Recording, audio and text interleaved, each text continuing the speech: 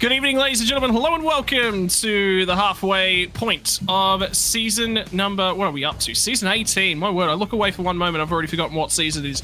It has been quite a few seasons worth of phenomenal V8 Veterans action this season, of course, proudly brought to you by RaceKraft, the season title sponsor for this season. It has been an interesting couple of weeks. Last time out, we journeyed to probably what is going to be the most tricky track on the schedule for an extreme while, which was from the Charlotte Motor Speedway. This time, we'll stay in America. A little bit of a shorter trip rather than going international. The full layout from Watkins, Glen, including bus stop all the way down through the boot. We are in Watkins, Glen, New York. And I tell you what, Mez, it is always a pleasure to come here. I am absolutely looking for the best burger sponsorships that are out there and available, and apparently you like battery operated things. Does that include RC cars? I'm assuming it includes RC cars. Actually, yeah, no, I do. I've owned a few of those over the years. Yes, they are a lot of fun, but no, specifically thinking battery powered prototypes. So as Daytona is on this weekend. So yes. So you would have been a big old fan of the Porsche Mission R then. Big fan of that. Actually, unironically, I love it. Ironically, I love it. It is actually a lot of fun. It's like a little go-kart for sim racing. It is just fantastic. But yes, we probably should actually talk about what we're meant to be doing tonight. But we are at Watkins Glen International, and we are using the full layout, which is a bit surprising because usually every time we come to Watkins Glen, be it Scops or Premier or Pro Series or anything else, we always typically come and do the NASCAR Cup layout, which is typically the Cup layout with the little bus stop. But no, we are going to do the full thing. This is typically the IMSA 6 hours of the Glen layout. So as you can see on the screen at the moment, turn 1, the 90 up the S's. The S's are really tricky to do in these supercars just with the way the cars handle. Be prepared to see a lot of drivers brush that wall quite a few times through turn 3. We've got the bus stop, which over the years has had some refinements. It is probably in its best state at the moment, if you ask me. It's probably one of the most forgiving states it's in. So watch everyone attack the absolute thing out of that. Outer loop carousel, obviously fast flowing. You've got to get the car set up out of the bus stop to take that effectively. The chute down into turn 6, very fast into that corner as well. Very, very easy to push the car wide and try and nearly hit the outside wall as you come out of turn 6. Turn 7. Turn 7 is quite tricky. It's downhill, but that you're braking into a downhill, but then as soon as you hit the apex, the car's uphill and off camber. So rear tyres are going to cop a hiding coming out of there. Turn 8 in the heel, plenty of areas to run off there. Great passing opportunity if you get a really good run out of turn 7. And then we're back onto the Cup layout through turn 9. Again, a very off-cambered uphill corner. That'll challenge a bit drivers trying to get out of there. And 10 and 11, probably the two best fun parts of the track here. If you link these two quarters up together, guarantee you're going to have a lot of time to gain there. And be aware, turn 10, out of turn 10, there's a lot of off track that you can use. So look for a lot of drivers. They're going to try and take advantage of that runoff to get a better run out of turn 11. Well, it's always fun when we come to the Glen. Now, I've raced a lot more here in probably actually NASCARs than I have probably anything else, because this is the in terms of iRacing, this is probably the favorite among all the road courses out there. Not a lot of people tend to like Coda, Charlotte, like we saw last week. There was not a lot of love for Charlotte after last week. How good was the battling that we saw, by the way, last week from Charlotte, particularly in the way of Scott Gamble and Taron Lobb? Got to talk to them after the race, and whilst we would have seen a little bit of elbows out, a little bit of argy-bargy, both of them were sitting there just going, that was perfect. That's exactly what the standard to be. There was no quarter given, and it was, you know, really nice and difficult to drive. Going to jump into our race information for this evening. This is one of the longest races that's going to be on the calendar, 305 kilometers. You're going to need to finish 42 laps of the 55 full lap distance to make sure that you're eligible for points here tonight. Starting fuel, that means we've got a little bit more on board, given it's the longest race of the season. 80 litres, there's a 31 litre gap within that tank, all the way back up to maximum. Fuel burn, about 4.25 litres a lap. out, that's going to net you, well, let's say in the realm of, what was it, about 20 or so laps, a little bit less than 20 laps. It's going to be about 18 sort of range before those drivers will have to come in. Don't forget, always the 2 compulsory pit stops. When do you do them? How do you do them? Why do you do them? Is something that's debated from week to week, whether or not it's to come in early and get them out of the way, or whether or not it's going to be to come in late and get them out of the way. You can get in on the end of lap number 3, carry that all the way through to lap number 29. It's a 26 lap stint. That is good enough to get you home. It'll be 2 26-lap stints. Look for a safety car on lap 1, and I do believe there may be an opportunity for a safety car, and strategy is going to be affected by safety cars tonight, Mets. Yep, as they always are. This is probably, I was having a look at this graph before we came on. This is probably the most even I've ever seen it, especially right in the middle between lap 19 and 45. The possibilities of what you could do in there. Being there's such a lot of high-speed running around this track, expect to see probably the draft to play a factor, in the sense of you're going to see a lot of drivers that are probably going to be saving fuel as much as they can. The aero on these cars, the draft on these cars is actually quite effective as well. So you'll see them pull up behind the cars in front quite easily. So yeah, it'd be interesting to see how they go. We've seen basically the bit of an even split happen most of the season. We see a few little variations at Charlotte, just with how things were playing out for certain drivers, but I think this one's going to very much fall into the same category. Try and run it long as you can, get everything done in that middle stint, and then try and bring it home. Tyre advantage is probably going to be a big thing, just with the way that this track naturally will chew out tyres. So tyre advantage is probably also going to be something to consider as well in the run home to the finish. Evening as well, guys. This was a little bit of an update coming to you from our driver rankings tonight. The 543 of Scott Gamble not available for us and won't be participating. Well, we'll cross over to our championship, have a little bit of a look. We talked to him last week. It's going to be more about overall race finishes. Won't be here for the entirety of the championship. There was 1 point in it when we went to Charlotte last week. Now there's only 4 points in it, and what was probably a worthy drive if he would end up winning the title for Ken Latta. He had to do it all the hard way. He did do it all the hard way, and that means that he's kept the gap to championship rival Michael Taliancic within 4 points. Blake Delaney, a very, very distant 3rd place at this early stage within the season. Don't forget, 1 drop round available to these drivers that's not displaying as a part of these points thus far. 633 points to him over Brenton Nietzsche, who's continued to run through a strong vein of form. Matt van der Kraan has been excellent in terms of qualifying. Chad Lewis very tight in behind him. Damien Cams drops a couple spots, but I'll have good news at the end of qualifying about his results here tonight if you're a Damien Cairns fan, and believe me,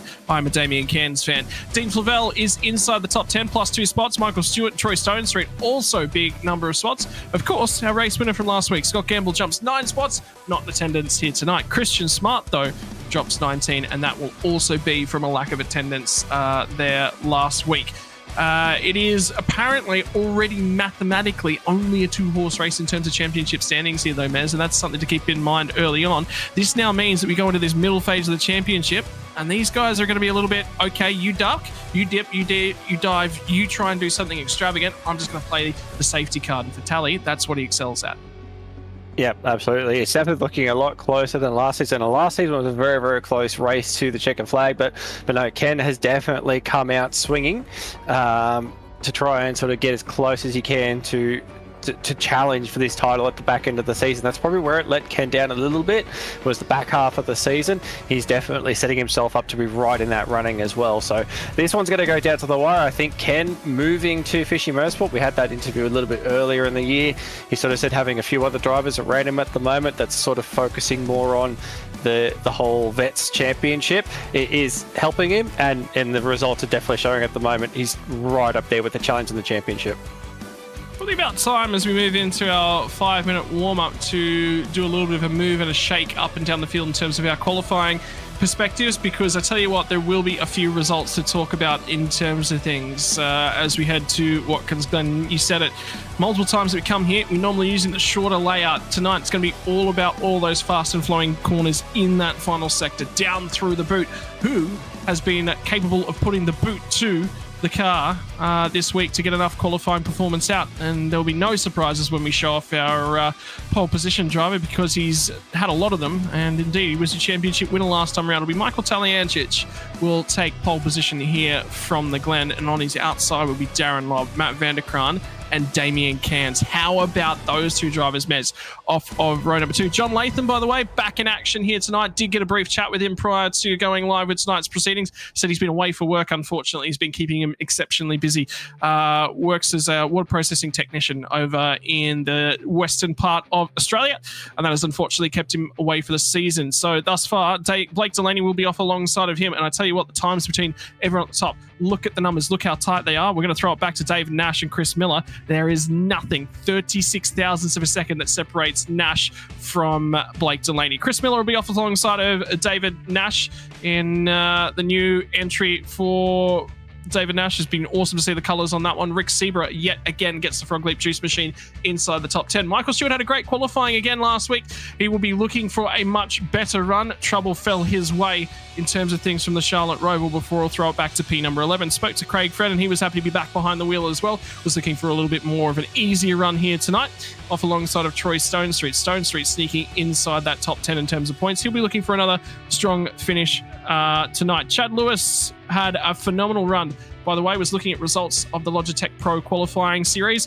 Guess what? Chad Lewis is involved in that. Spoke to him and the team about that one. Yeah, they were up exceptionally late. His race pace may suffer as a result of trying to crack into the qualifying results. Stewie Hall will be off alongside of him.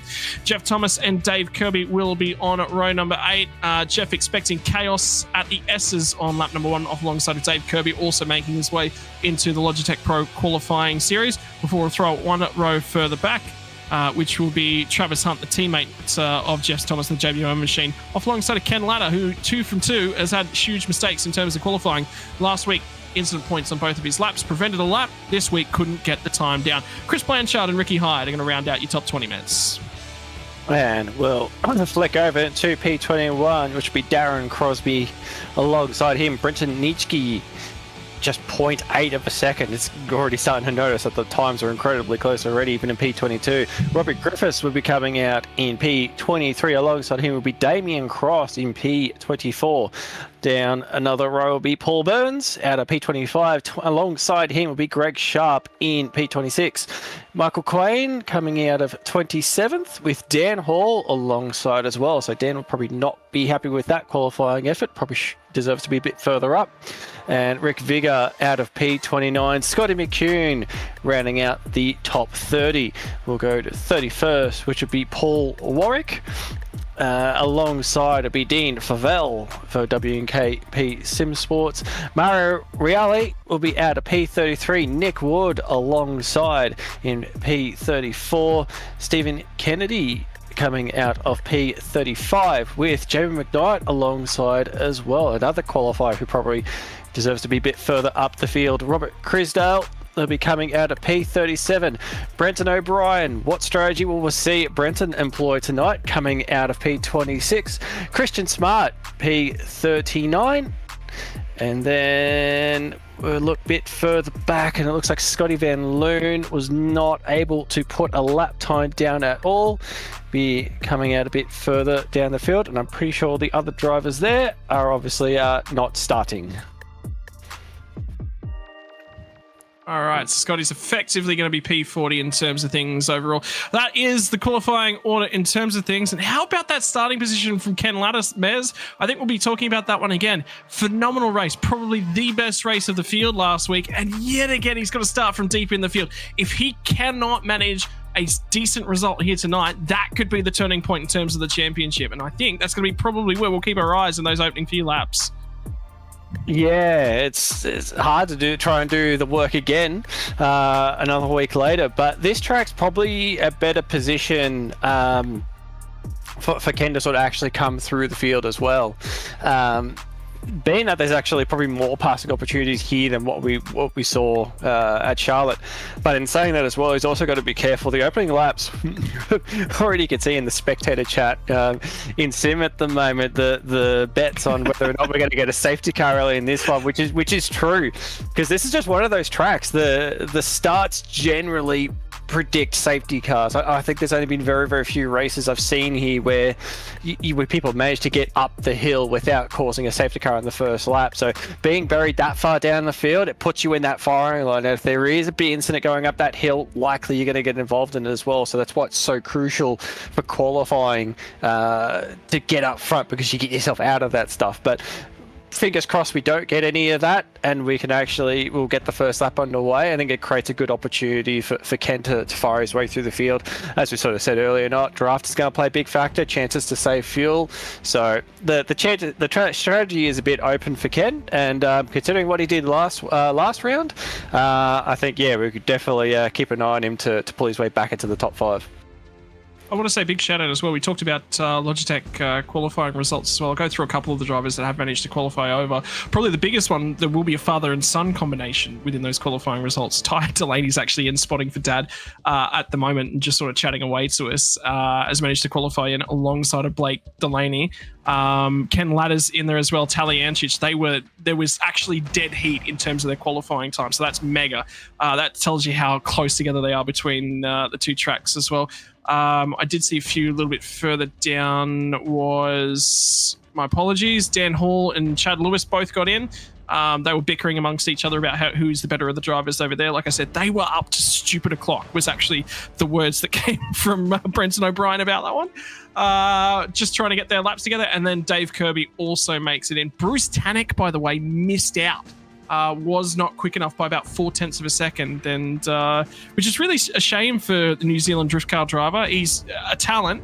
He's capable at times, and I saw some really, really good things from him. I saw him go head-to-head a while back, probably about 18 months, 2 years ago now, with Darren Lobb, and those guys just went head-to-head around the Hungaroring. And that sort of gives you the standard. He's capable of drives like that. But, sometimes you sort of got to get yourself in. Well, I can tell you what, ladies and gentlemen, we are going to be moments away here from a start from Watkins Glen. If you're here for the action, if you're here for the racing experience, you need to jump in a NASCAR to really enjoy this place sometimes. This is the American home of road course racing. We are in the starters' hands. Everyone's ready for a start from the Watkins Glen 300, and we are green for the first time here tonight. Great start from Talyancic. Horrible start from whoever that was on the inside of the third row. I think it might have been Latham, who's dropped a ton of spots on the run down of turn number 1. Indeed it is. So the time away from the sim has not worked in Latham's favour, with Tully, who gets the run off of turn number 1. Vanderkraan slots in. Nash has managed to get down the inside of Damien Cairns as well, and watch them bicker for P number 3 and P number 4 at this point in time. Vanderkraan is exceptionally close to these guys. There is a car in the wall. There's 3 wide in the background. Might have been Travis Hunt we saw as a flash through. Here comes Ken Ludder, who's cutting his way through the pack nice and early as well. Dave Kirby has already got a bunch of damage. There's Craig Friend, who's dropping deep through the pack. They'll all try and get their way through. They survive the S's on lap number 1, but Craig Friend tumbles through the order. Yeah, that was kicking off a little bit early. We could see just a few people just checking up a little bit. We did notice Travis Hunt as well. There's a bit of contact happening there again. Just cars just checking up a little bit. Oh, Crosby's off. As well, Nitschke, by the looks of it, that's off there. That's just heading into the carousel, so that's just coming out of the bus stop for the first time. They've ended up right off the circuit there onto the outside barrier, so that's a big hit to start this race. Looks like not much damage on those cars, but out front, Talyancic has got away well. Darren Lobb sitting in second. Matt Vanderkraan at the moment has gone with them. There's already starting to be a bit of a gap that's appearing back towards David Nash in 4th place. So Matt Vanderkraan's going with them. Talyancic coming out back onto the NASCAR layout. And they'll head for the final 2 quarters to bring him onto the front straight. But so far, good start from Talyancic. Yeah, Talyancic will control. It's one of those tracks as well where the dirty air certainly plays a major factor, and there's already a number of series that have been here.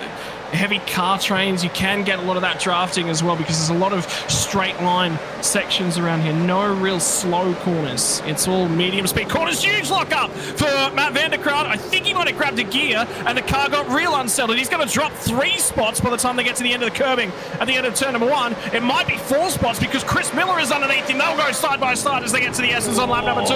John Latham's in behind him. Matt Vanderkraan at the left. Latham's going to show the nose. There's going to be another spot for Latham. So it's going to be 5, make it 6 spots, because here comes Delaney, gonna get covered by John Latham, blocks him all the way to the inside of the road. Delaney gets through, Vanderkraan goes from 3rd to 6th with 1 mistake at turn 1 on lap number 2.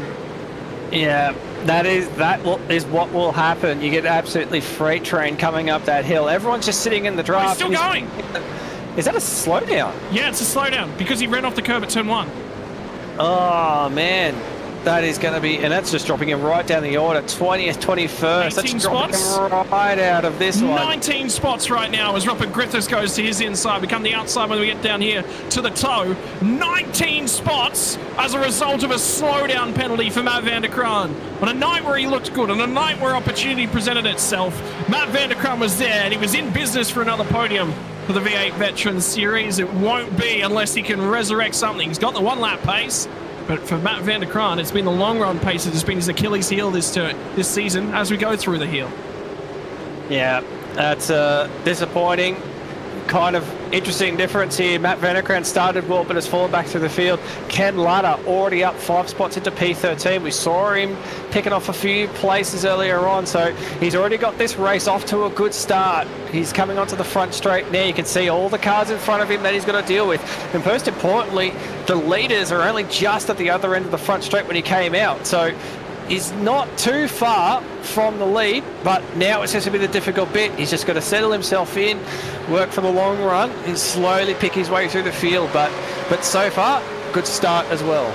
Getting word as well, there was a huge deal of net code in the contact that sent Nietzsche and Crosby around, and I can also see from Jeff Thomas is missing a rear wing at the moment. So if you see the flash of a car coming through the shot that's missing a rear wing, yeah, that's him right there in the JWM Esports colours.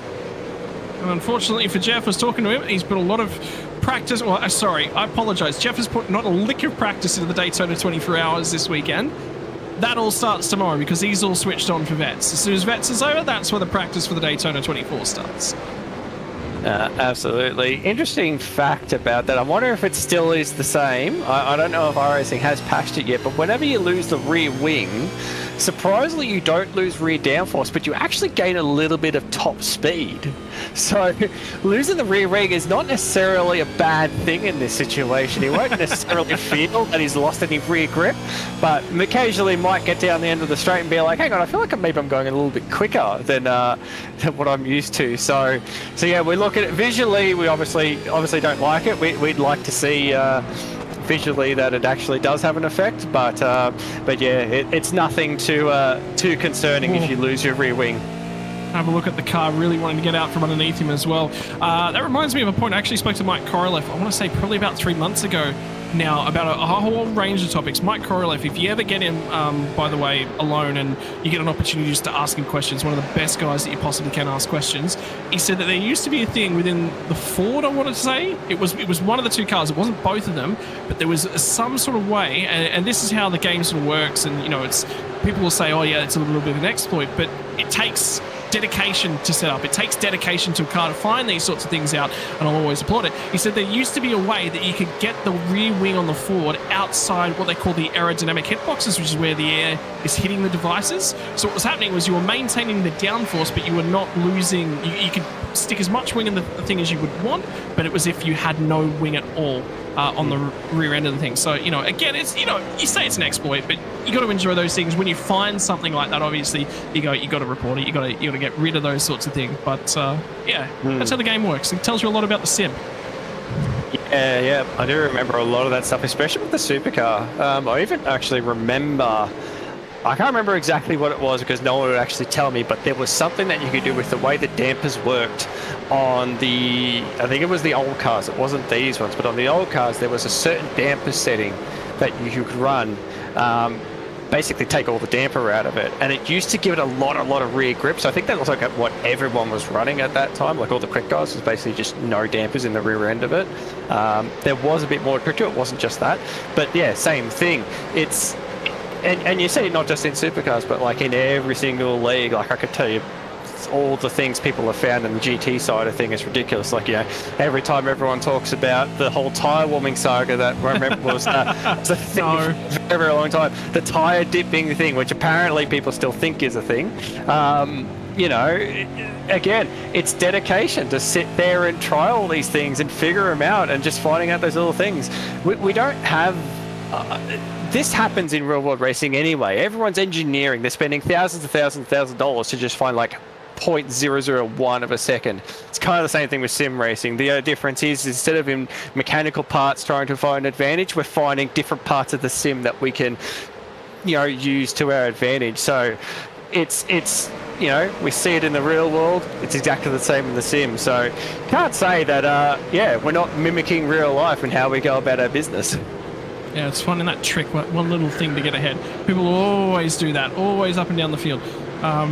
Talked a lot about to a couple of guys that actually participate in the Hyundai Excels and how parts of those things have shot through the roof. But everyone's got to have that U-Butte motor in terms of their real life car. Keep your eyes on Troy Stone Street. That's a good highlight there. Dan Yeaman from behind the scenes as well. It's a really good highlight because remember, he crept inside the top 10 in terms of points just prior to tonight's race. So after last week at Charlotte, is inside the top 10. Damien Cairns as well sits in third place at this point in time. Dropped a couple spots after last week. Who wouldn't from Charlotte? I wouldn't have survived 5 laps, to be perfectly frank with you, around that track. I would have ended up in the fence. So all of my support to these guys. There'll be an opportunity here and an opportunity for a number of drivers tonight. And Rick Sebra, how about his start as well? Out of P9, jumps his way up into P5.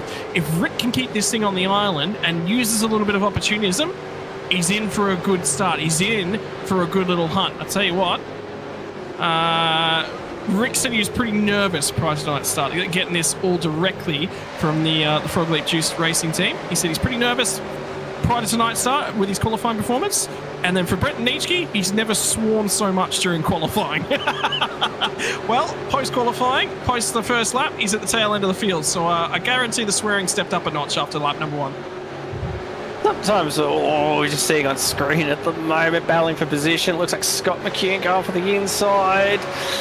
Generally, going for that move is not advised, but managed to pull out of that move and gotten up the hill fine. But yeah, qualifying is so hard. I reckon I'm probably one of the worst qualifiers on sim. I just cannot get a decent lap out. It's only by grace of God I've actually got half decent race pace, so I can actually get through the field. But trust me, qualifying is shocking. And as we saw from the qualifying times before, when we were going through the grid, it's so close. So finding half a tenth of a second can move you up quite a few spots. So, and this track just sort of amplifies that a lot more. But so we're going on board at the moment with Dan Hall, hanging all over the back of Paul Warwick. He's having a little bit of look on the inside. He's trying to get off the corner. He's got a really good run off the corner there. Revving it right out. You can see the draft is starting to have a little bit of effect. He'll flick the nose out. He'll know his intentions. Has a look under the inside. Can't quite get there. Warwick's going to hold him out. Warwick's just going to use all that bit of extra track. You can use a fair bit of that. He's going to have another look again up the inside. Oh, I'm not going to get there. Sometimes having that, it's so tempting to do every time you just want to have a look. Sometimes it pays to sort of just, if you have a go and it doesn't quite work out, just sit back and have another think about it and try and pick another spot. It is so tempting to just keep lobbing it, keep trying to throw it up the inside of the car in front of you. But that sometimes that could have the opposite effect of what you wanted to do. Yeah, one of the most important things is learning to read a driver, reading to set up the move. At the moment, Dan Hall's breathing down the neck of Warwick. There was an opportunity presented itself, and he had to go for it. You absolutely have to go for it at that time. Another driver that's presenting themselves an opportunity. I tell you what, Rick Sebra is getting really, really close now to the rear bumper of David Nash. He actually had to lift as they head into the chicane. And have a look at the cars that are actually just up ahead of them, and have a look at the cars that are just in behind this one. Remember, Latham qualified on that second row of the grid and has fallen through a terrible start back down to P number 7. I think he was out about 9th actually, has since recovered from there. So 1 lap pace was good to John Latham here tonight. Yet again inside the top 5 in terms of things in qualifying performance. But right now, time out of the sim, one of the easiest things to lose touch with is getting off that line, Mazomo. It's, I mean, I know you were good in a Porsche Cup car and getting that thing off the line, but getting these things off the line is another thing entirely. Yeah, I still can't figure it. I still cannot figure it out. No, we go. Looks like that move got done. Warwick's going to have the inside here. He's going to have another look. Nope, he's just going to follow behind. McCune might have a bit of a look though. They'll head through turn 8, heading up to turn 9. We'll see if we can get a replay of that one and see how that move was done. Was all over, as we sort of were looking before, was all over the back of him. flick to replay and have a look. So he's on the outside. Has he done this around the outside? Coming off the corner. Oh, he's got the power down. How good was that? I have not seen a supercar do that move around the outside. That thing has come off the corner phenomenally well. You can see Warwick is just struggling to get the power down. That is a fantastic move by Dan Hall around the outside. And critically, shout out to Paul Warwick for giving him the space to do that. That is a two to tango kind of deal, and Warwick has allowed him to do that. Now we'll keep our eyes on Dan because he's going to close in on the next battle pack just up ahead of these guys. We know what Robbie Griffiths is like in terms of pace, normally quite stout, but he looks like he might be fuel saving a little bit. Another battle pack a little bit up the road. Dave Kirby's got a touch of damage on that front right corner. We might have a look at this one. Stewie Hall's had an issue of some description. Oh my word! So Dave Kirby's lost a bunch of spots right here as he runs up to the bus stop on the current lap, and that could have been significantly worse. For Dave Kirby, who's been Mr. Consistent over the last couple seasons, this season is not turning out to be his best. Oh, that's quite odd. That has let go in a really, really odd spot. I was half thinking it was probably maybe off the curb. It just got a bit sideways, but it was off the curb and then the rear decided to get a bit sideways. So not sure what's going on there, but you can see he's struggling a little bit now. He's just falling off the back of this pack at the moment. So he just needs to sort of settle down. That damage on that front right-hand side is not going to be helping at all. There would be a little bit of aero damage to that as well. So the airflow over that car is probably not being the best at the moment, probably even affecting straight line speed a little bit as well. So yeah, not the way you'd want to start with it, especially around this track where top speed is sort of really key in getting a result here. So not the way Kirby would want to start that one off. But this battle again, Rick Sebra, David Nash on screen. Interesting note, I've just been keeping an eye on this too. Damien Cairns has skipped away from this one as well. So Damien Cairns is sort of out in his own. He's about 2 seconds back on the leaders. But yeah, just skipping away in third place there while this battle pack is on behind. You can see Rick had to defend a little bit. Look at him jumping over those curbs. You can use so much of those curbs through the bus stop, and you have to. The only way to go fast through there is to use every single bit of that curb. And even on the exit as well, using that curb there. Chris Miller, John Latham as well on the back. So Rick Sebra is actually starting to come under a bit of pressure as well. So we were thinking he was going to be all over the back of Nash, but no. Now it's Miller and Latham that's starting to put a bit of pressure on Rick at the moment. Yeah, and I've actually just had word come back from Jason Strange at the moment as well. So we talked about him pre-show about unfortunately has had an injury come his way.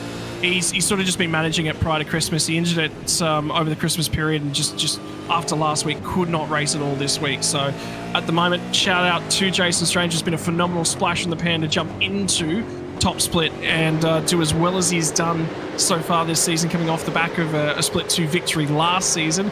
He's done a phenomenal drive, and we'll hope that we get to see him before the end of the season. I just said to him, look, anytime you want to jump in and chat to us in the comp box. Something's actually just happened to the 77 of McCune as well. He's dropped from 24th, I think it was, on the most recent lap, all the way outside the 30s. So camera, the mics are firing up at the moment. I think we're going to get a replay. Oh, that was a bit wide of, don't know who that was, but they ran very, very deep into the runoff area. But yeah, we can see McCune down at the moment. Greg Sharp into pit lane. So there's a first of our pit stoppers. Christian Smart's going to get to the inside of Scott McCune on the run out of turn number 1 as well. So there's more still coming from that. It hasn't sorted itself out. They get down to turn number 1. So 3 cars will jump into the lane on lap number 10. Can make it to the end on 1 further stop from here. So that has certainly cleared that one out, and everything settles itself down again in terms of things. And keep half an eye on our leaders as well, because Taliantich and Lob haven't sort of separated at the front end of town. And Damien Cairns is actually still going relatively well with them. And Rick Sebra has stayed in touch as well as we go radio style just for a few moments, watching the pit stops come through. Yeah. So got to be so careful coming out of that pit lane as well, just the way it is. But yeah, you can see Damien Cairns at the moment just a little bit no man's land. That last lap, actually, he was 3/10 faster than our leaders. So Damien Cairns has some really strong pace in this car at the moment. He's he's doing a fantastic job, actually able to sort of somewhat stick with the leaders. But you can see that little battle that was forming up behind with David Nash, that's settled down as well. David Nash was only about a 10th off Cairns that last lap as well. So at this point, I think Cairns would be sort of saying, can you guys start battling again? Because it was good. I was starting to pull away from you all. But now that they're settling down, the times are starting to close up a little bit as well. You can see again, last lap by Nash, another 10th slower than Cairns. Cairns, again, only about a 10th slower than Darren Lobb. Taliangi was a 46.6, so a bit slower there.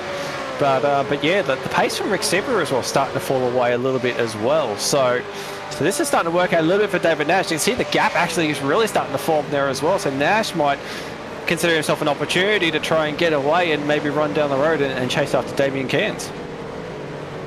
Yeah, always opportunities lurking in the water. Always got to be an opportunist.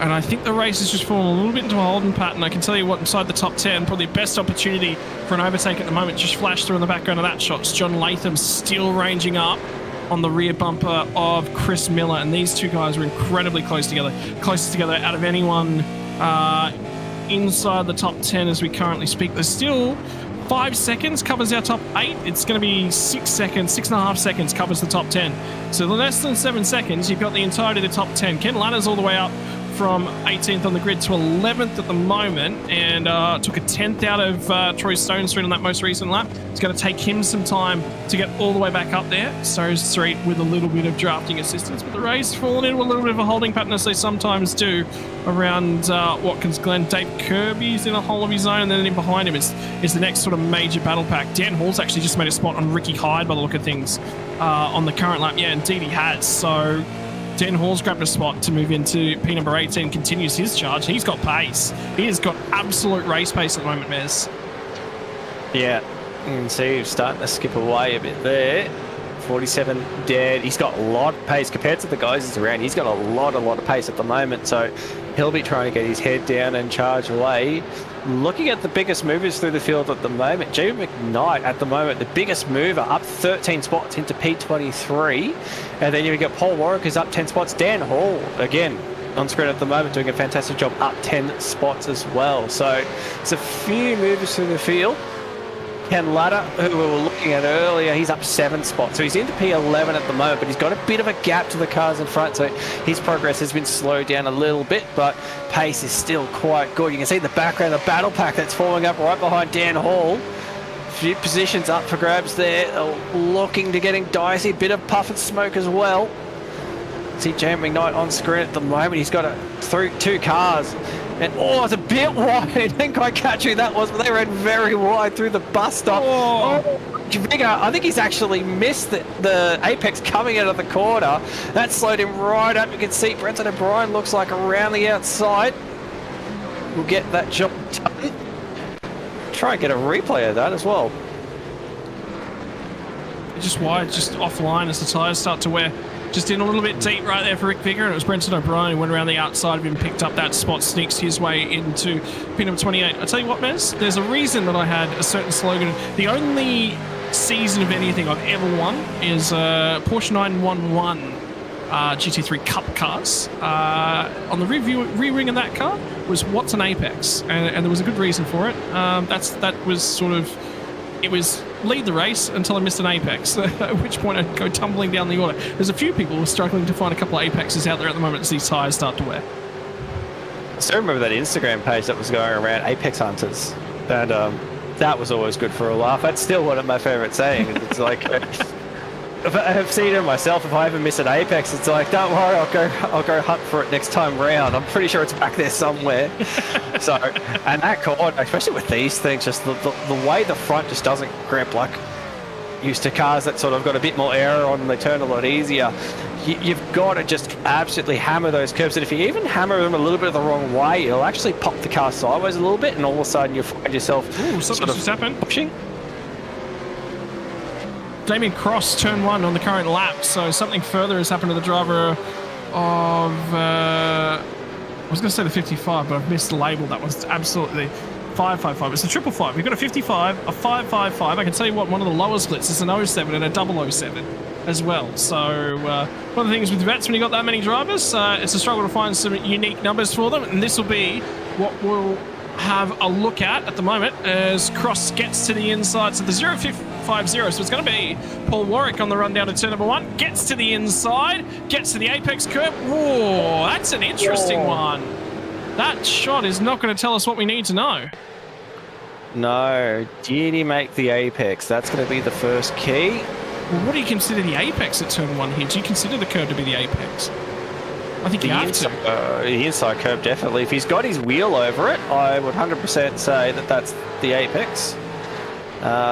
Obviously, yeah. Oh, have a look at Jamie McKnight in the background of that shot as well, who was stout defending. It was Michael Quain he was defending from.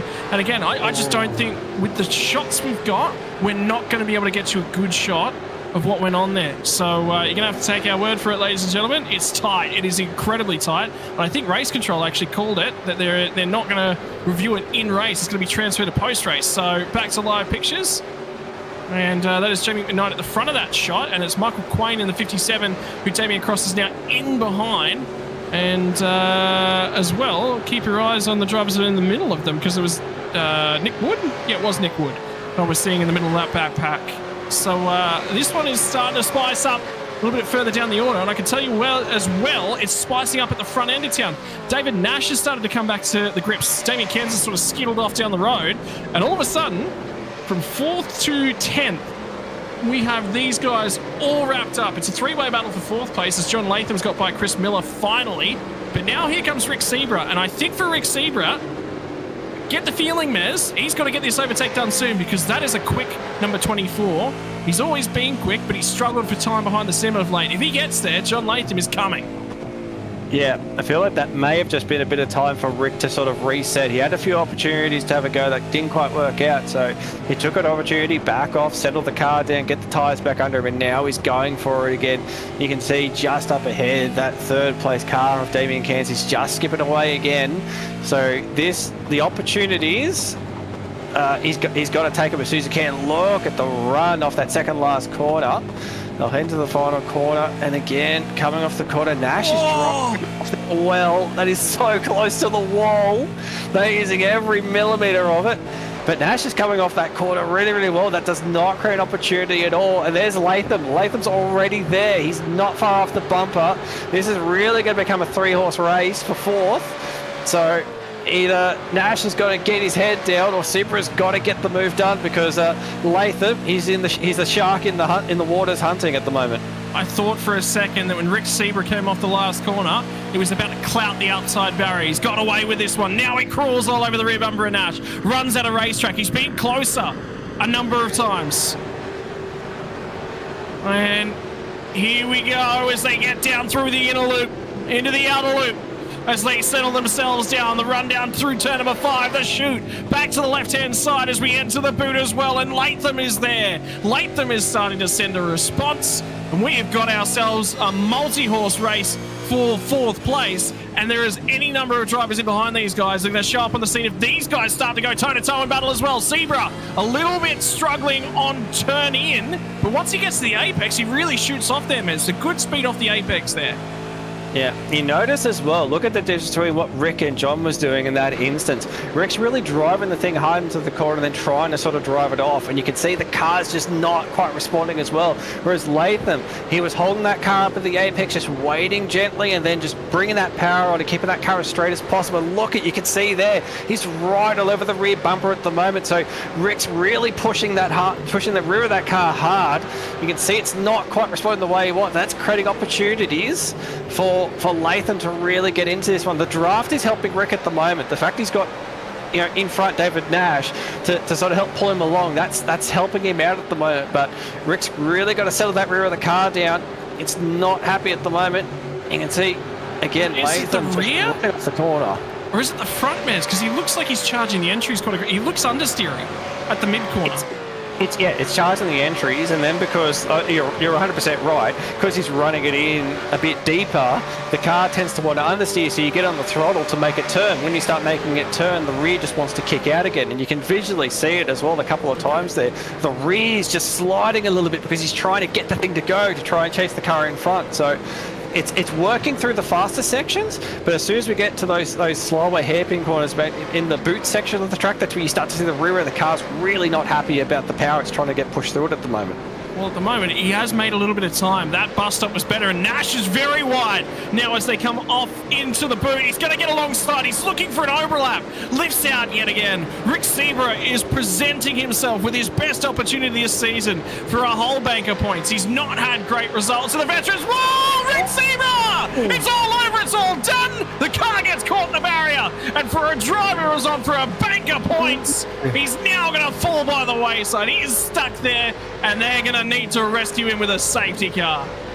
Oh no, that's just unfortunate that it's just got stuck there. It wasn't that big of a hit on the wall, and it's the call for the safety car. It wasn't a huge hit on the wall, but the front of that car has just got jammed on the barrier, and that's it. That is day done for Rick Zebra. Well, I'll tell you what, everyone's dived in the lane. Everyone's dived in the lane. There's drama at the pit lane entry because if you look in the background, have a look at them all fan out as they come their way in. It's narrow at the initial entry. As soon as they get across that line, there's a ton more space in the pit lane itself. Unique among American race circuits. Normally you pit with the bay on the other side of the car. Here, it's on the right-hand side of the car. They actually have to design slightly different pit stop, what they call orchestra. What do they call it? Gymnastics, rhythm, what do they call it? Coordination? Dan Hall's going to shoot through and not take a stop here, so opting for a little bit of a different strategy, as does Brenton O'Brien, by the way. So 2 out of the 3 ERT cars are going to shoot out through without pit stop. But Dan Hall, well, he's going to lead a lap. Did they miss their pit box? No, he drove through. They didn't. Short fill for Latham. Sorry, they did. Yeah. And Damien Cairns. Yeah. So Hall and O'Brien didn't get their pit lane. So that, yep. Sorry, got misinterpreted there. But yes, short stop from John Latham. He'll pop out in front. Damien Cairns as well will pop out behind as well. So the 2 leaders. Lob's actually going to get a jump on Talyancic as well. Check this out. Have a look at the driver sitting in 3rd place, Mez. Matt Vanderkraan back in it. So the thing is, for Matt Vanderkraan, after he got that slowdown penalty and went to the rear of the field, he went, I'm in a sea of traffic. Let's make some time up by coming to the lane nice and early and getting a splash of fuel on. He's only taken 20 seconds of pit stop time at this point in time, but that was back on lap number 4.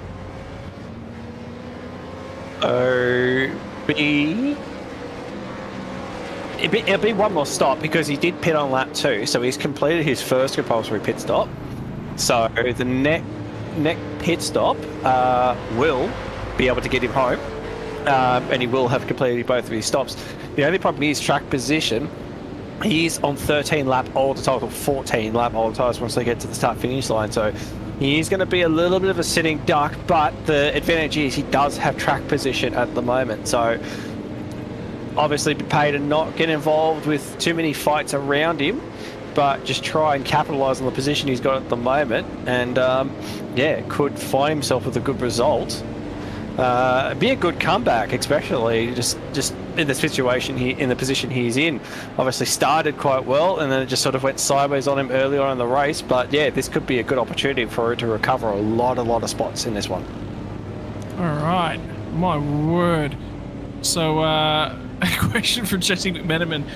Good evening, boys. What's the death tally so far? Well, in terms of deaths, probably only about 3. If you include the lap 1 incident and Rick Zebra. Otherwise, only 1, unfortunately, for Rick Zebra. Benefit for Rick is he's in the pit lane towing at this point in time. He will just barely go a lap down, although it'll only be just barely. And he will have the opportunity to get back out there and try and punch from the back. Yeah. Oh, they are in pit lane. Did they just miss the pit lane completely? They must have. They must have missed the call. Yeah. That's gonna hurt a little bit for them because they're gonna go right at the back of this train. Best call for them to do at the moment. New tyres, fill the tank up because they're gonna be in a sort of an I'll eventually English, but you know, I'm going to give up on that word because my dyslexia is kicking in and I just cannot say anything at the moment. So, but yes, it's not the ideal spot for them to be in. So let's talk about our revised running order as the safety car trundles around at the moment. Matt Vanderkraan is going to lead the way from John Latham. Latham's taken about a 2-second stop shorter than Damien Cairns. Safety car's coming in at the end of this lap for your information, ladies and gentlemen, following us along at home.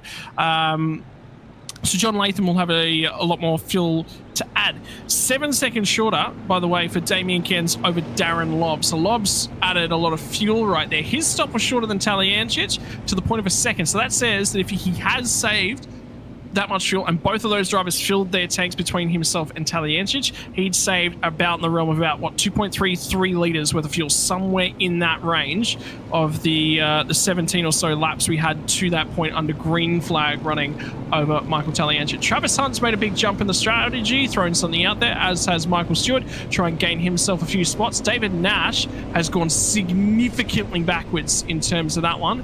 And remember that Rick Sebra and John Latham are the two cars that were in behind him. So multiple shuffling, particularly just off the podium as it sort of stands prior to that pit stop. They'll be in a great little spot, provided they get a little bit of a good getaway here. Target lap to get home from here, 27 laps in terms of the maximum tank. We'll hit that about lap 28, lap 29. And Jeff Thomas just goes through the shot, has not elected to take the fast repair, still running around with that damage that he's got available to him as well. So a shake-up, Mares, up and down the field. All of a sudden, deeper in that field, I reckon Nash is going to be a good one to keep an eyes on in this restart. He had pace. He had raw pace. Yeah, absolutely. So it was starting to sort of wind up a little bit. There was a little bit of that battling that was going on. It was obviously with Rick and Latham. But that's the other thing too, is out of that group, Latham had some serious pace as well. So Latham's in P2 at the moment. Again, you've got in front Matt Vanderkraan, who's on really, really old tyres. This would be a golden opportunity if Latham could get the jump, get that spot back.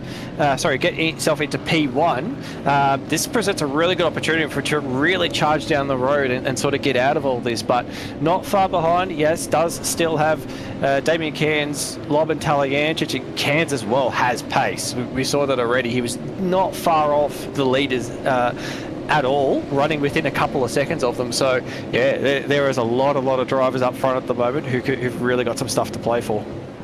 Yep, and we'll keep our eyes on that one. Safety car's now in pit lane. Field is now under the control of Matt Vanderkraan, and he is going to back them up and make them wait and make them wait and make them wait. And for a guy who's on a little bit of older rubber here, and you can see it from John Latham as well, these two guys are okay at racing around each other, never come to blows, and they're going to go before they get to the final corner.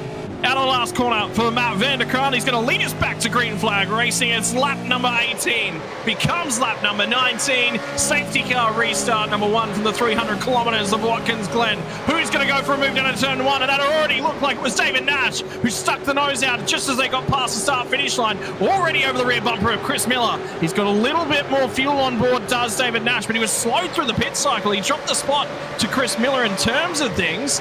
At this point in time, that will be a spot for position, but have a look at Ladder now, who with a full tank and a full head of steam and a full opportunity is going to harass the rear bumper of Travis Hunt inside the top 10. Sorry, it's Jeff Thomas, my apologies. Travis Hunt's a lot further down the road, and we'll keep an eye on him as well with the lighter fuel load. Michael Stewart might have just got down the inside of Blake Delaney as they head into the bus stop a little bit further back, but Stewart was massively offline when they got to the bus stop, checked up a number of cars, and now Delaney's going to be crawling all over his rear bumper. Delaney looks to the inside as they get to come down through the chute. Big pinch brake for Michael Stewart.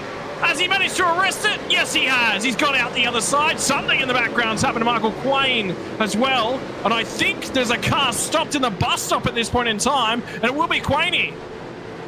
Yeah, and another car losing the rear bumper, or rear wing as well. That's a big crunch on the rear end. So what's going on there?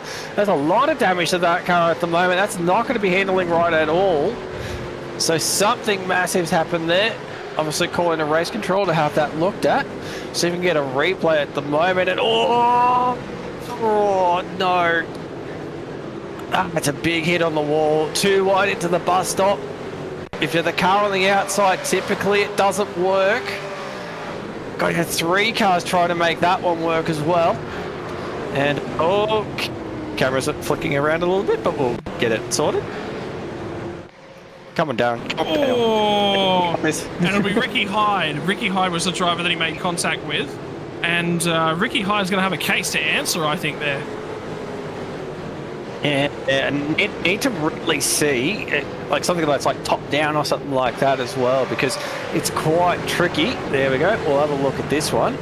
Keep your eyes on the background, top right of the shot as they skip through. That angle's not going to display it, but there was enough room for them both to get there. By the way, as we continue on with live pictures at this point in time, Van der Kraan still does lead the way as Quain recovers from the rear end of the field. John Latham is still going with him. Lobb has now attached himself to their rear bumper, though. That's the key. But for Darren Lobb, a little bit more fuel on board right now out of our faster drivers to this point. Has the advantage over Michael Taliancic, and Tally might just move his way back into fuel conservation mode a little bit. Here comes Latham. Not quite to the rear bumper, and you can tell that fresh rubber is paying dividends, although the 180 machine has not got a lot of fuel on board at this point in time either. He had 20 seconds worth of extra fuel. I reckon we'll get through to about 27, 28, maybe. I'm actually quite impressed with the way that Van der Kraan's going at the moment. I would have thought, especially around a track like this, he would have just started dropping through the order. But no, the pace on that car is actually looking really good. Latham's actually having to work a little bit to try and get on that rear bumper. It actually started to really put a bit of a gap out between cans. And you can see Lobb and Taliancic dropping back a little bit as well, but maybe Taliancic is sitting on the fuel save at the moment. But yeah, see, they're running down turn one. Latham's getting close to that rear bumper, but again, still doesn't quite he's fuel saving. He's saving. Yeah, he's absolutely fuel saving. It was a big lift there. Big lift. In terms of things, the furthest Matt Van der Kraan can go is about another 10 laps or so at this point in time. So he will be extremely light, extremely quick in a straight line, which will be helping him to defend and hold off at this point in time. Kansas managing to go with them reasonably, but not enough to sort of overcome the fuel advantage that... disadvantage, sorry, he'll have to Lobb and Taliancic in behind him. So, in terms of effective running order, Kansas is going to pop back out ahead of Latham as we stand, Bess. I'm wondering if Latham has tweaked to the fact that Matt Van der Kraan doesn't have much longer to run. So instead of getting himself in a bit of a battle or squabble for the lead, take this opportunity to just sit in behind, save some fuel, and then when Matt Van der Kraan leads, goes into pit lane, put the hammer down and go for it. But the only problem with that is that it's welcoming the other guys in behind as well. So you can see Taliancic is actually starting to get right on the rear bumper of Darren Lobb as well. So they came out of that corner, but we can see this Damien Cairns is starting to close up on the rear bumper, and eventually you might see Darren Lobb and Taliancic close up on the rear bumper. So while Latham's saving fuel, so to speak, for that short period of time, it's going to create an opportunity where cars are going to be able to really use that draft to close up on the back of him and advantage themselves. So yeah, interesting thought process, I'd say, in this situation about which way you go. So there's a little bit of a break that's actually happened between our top packs. The first pack basically really close up together all the way down to about 23rd. Then there's a gap, and that gap is exactly where... Okay, so we just got an update. 031 just received a penalty for contact causing an incident, and looking up and down is Ricky Hyde. Yeah, he'll come straight to the lane to serve that one straight away. So that will be cleared out for Ricky Hyde straight away. He was at the lead end of this pack, and now Jamie McKnight is going to have to defend from Damien Cross. Last time by, he had a little bit of draft assistance. This time by, he's going to get a little bit of an assault to come his way towards the rear bumper for the 027. Let's see if Damien Cross can get the exit off the S's that he really needs. He's close, but a little bit too far back to start assaulting that rear bumper. McKnight covers straight away. He recognises he's going to be vulnerable this lap, and he covered it and didn't offer the drafting support that Damien Cross needed. You can see from Jamie McKnight, he's probably a little bit antsy to get on with things and try and get by Ricky Hyde, because that gap was forming between those two packs. I will say something about Jamie McKnight. There's not many people that I've ever raced in the sim that's genuinely hard to pass, and that's Jamie McKnight. Not because he blocks, but he just puts that car in a position where it is so difficult to get around him. I've had some nights where it's just pulling your hair out trying to get past him. He just, like I said, it's not aggressive blocking. I think he doesn't do any sort of aggressive blocking at all. He puts that car in a position where it's so hard for you to try and take advantage and try and get a move done. So, and again, I reckon we'll see it a bit more here tonight as well. He'll just make it hard, not too hard, but just make it hard enough that yeah, you'll see the cars behind scratching their head thinking, how do we get past this bloke? Another update as well, Ken Latta has just snatched a spot away from Jeff Thomas, and we're going to go for a check-in. Actually, there's a redress for position that was just ordered for an incident between Rick Vigor and Scott McCune. So Scott McCune got that spot away. We'll give it back to Rick Vigor before going back to racing, and he's actually a fair way up ahead of Rick Vigor at this point in time. He's just been instructed to redress that position, so that'll be one to look on with. In the meantime, we're looking at Chris Blanchard, who's with us on Zoom at the moment. That's what the cockpit of Chris Blanchard is looking at this point in time.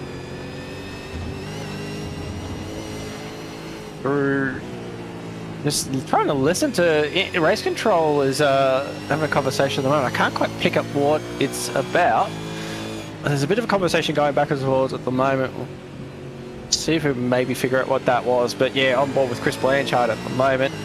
Just right behind this pack at the moment. Heading down. Like I said, breaking into the downhill. Then just look how the track just all of a sudden you're going uphill and very off cambered as you come off the corner. Really got to be gentle with the throttle as you bring it on. And they'll head down towards turn 8.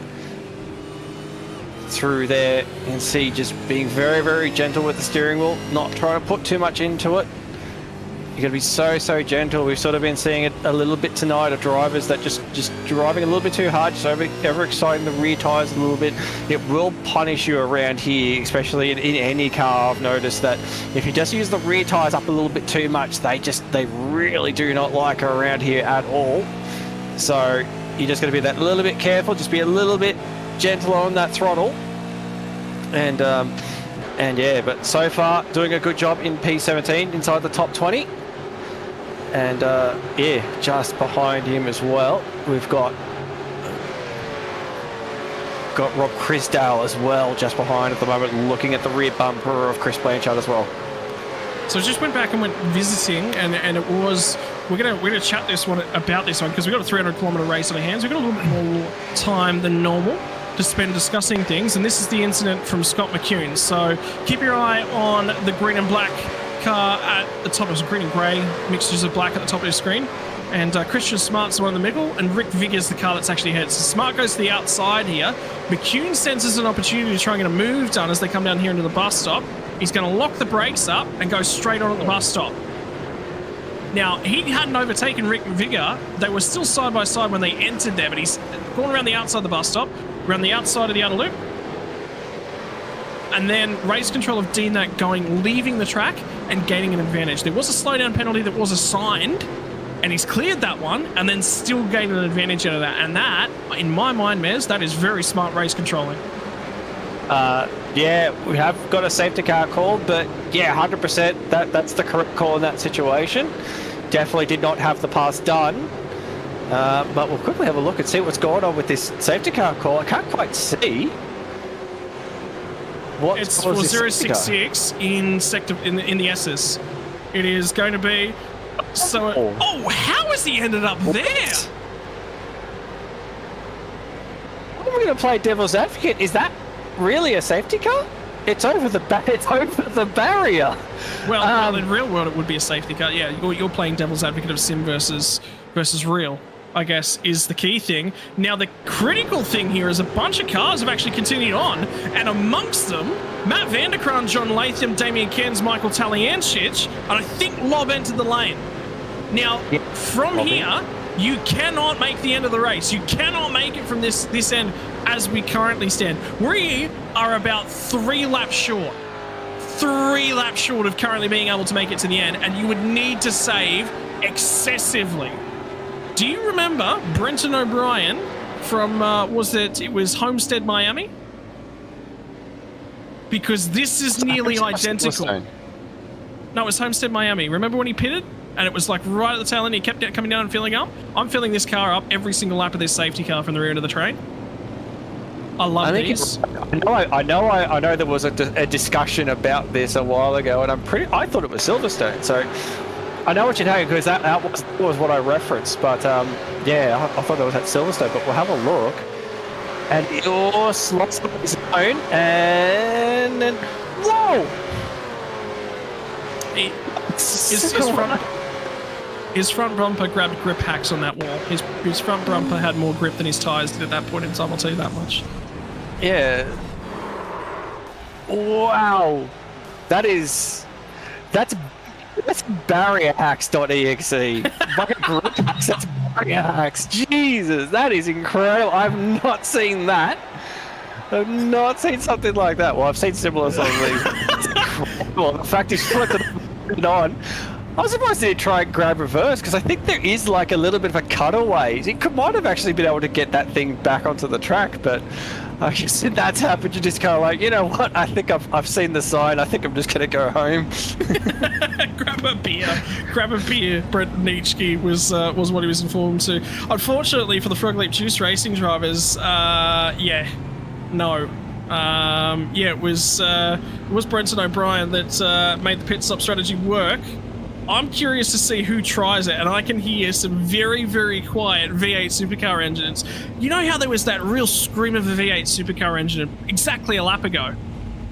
Well, it's died down. It's gone really, really quiet. That's because everyone is massively saving fuel. There's a few of them out there that'll have shut-off engines at this point in time. And for Darren Lobb, who's got it in 5th gear, somebody tell him that there is a 6th gear, and he can save some more fuel. I got a feeling, is he clutching? I think he's got the engine shut off.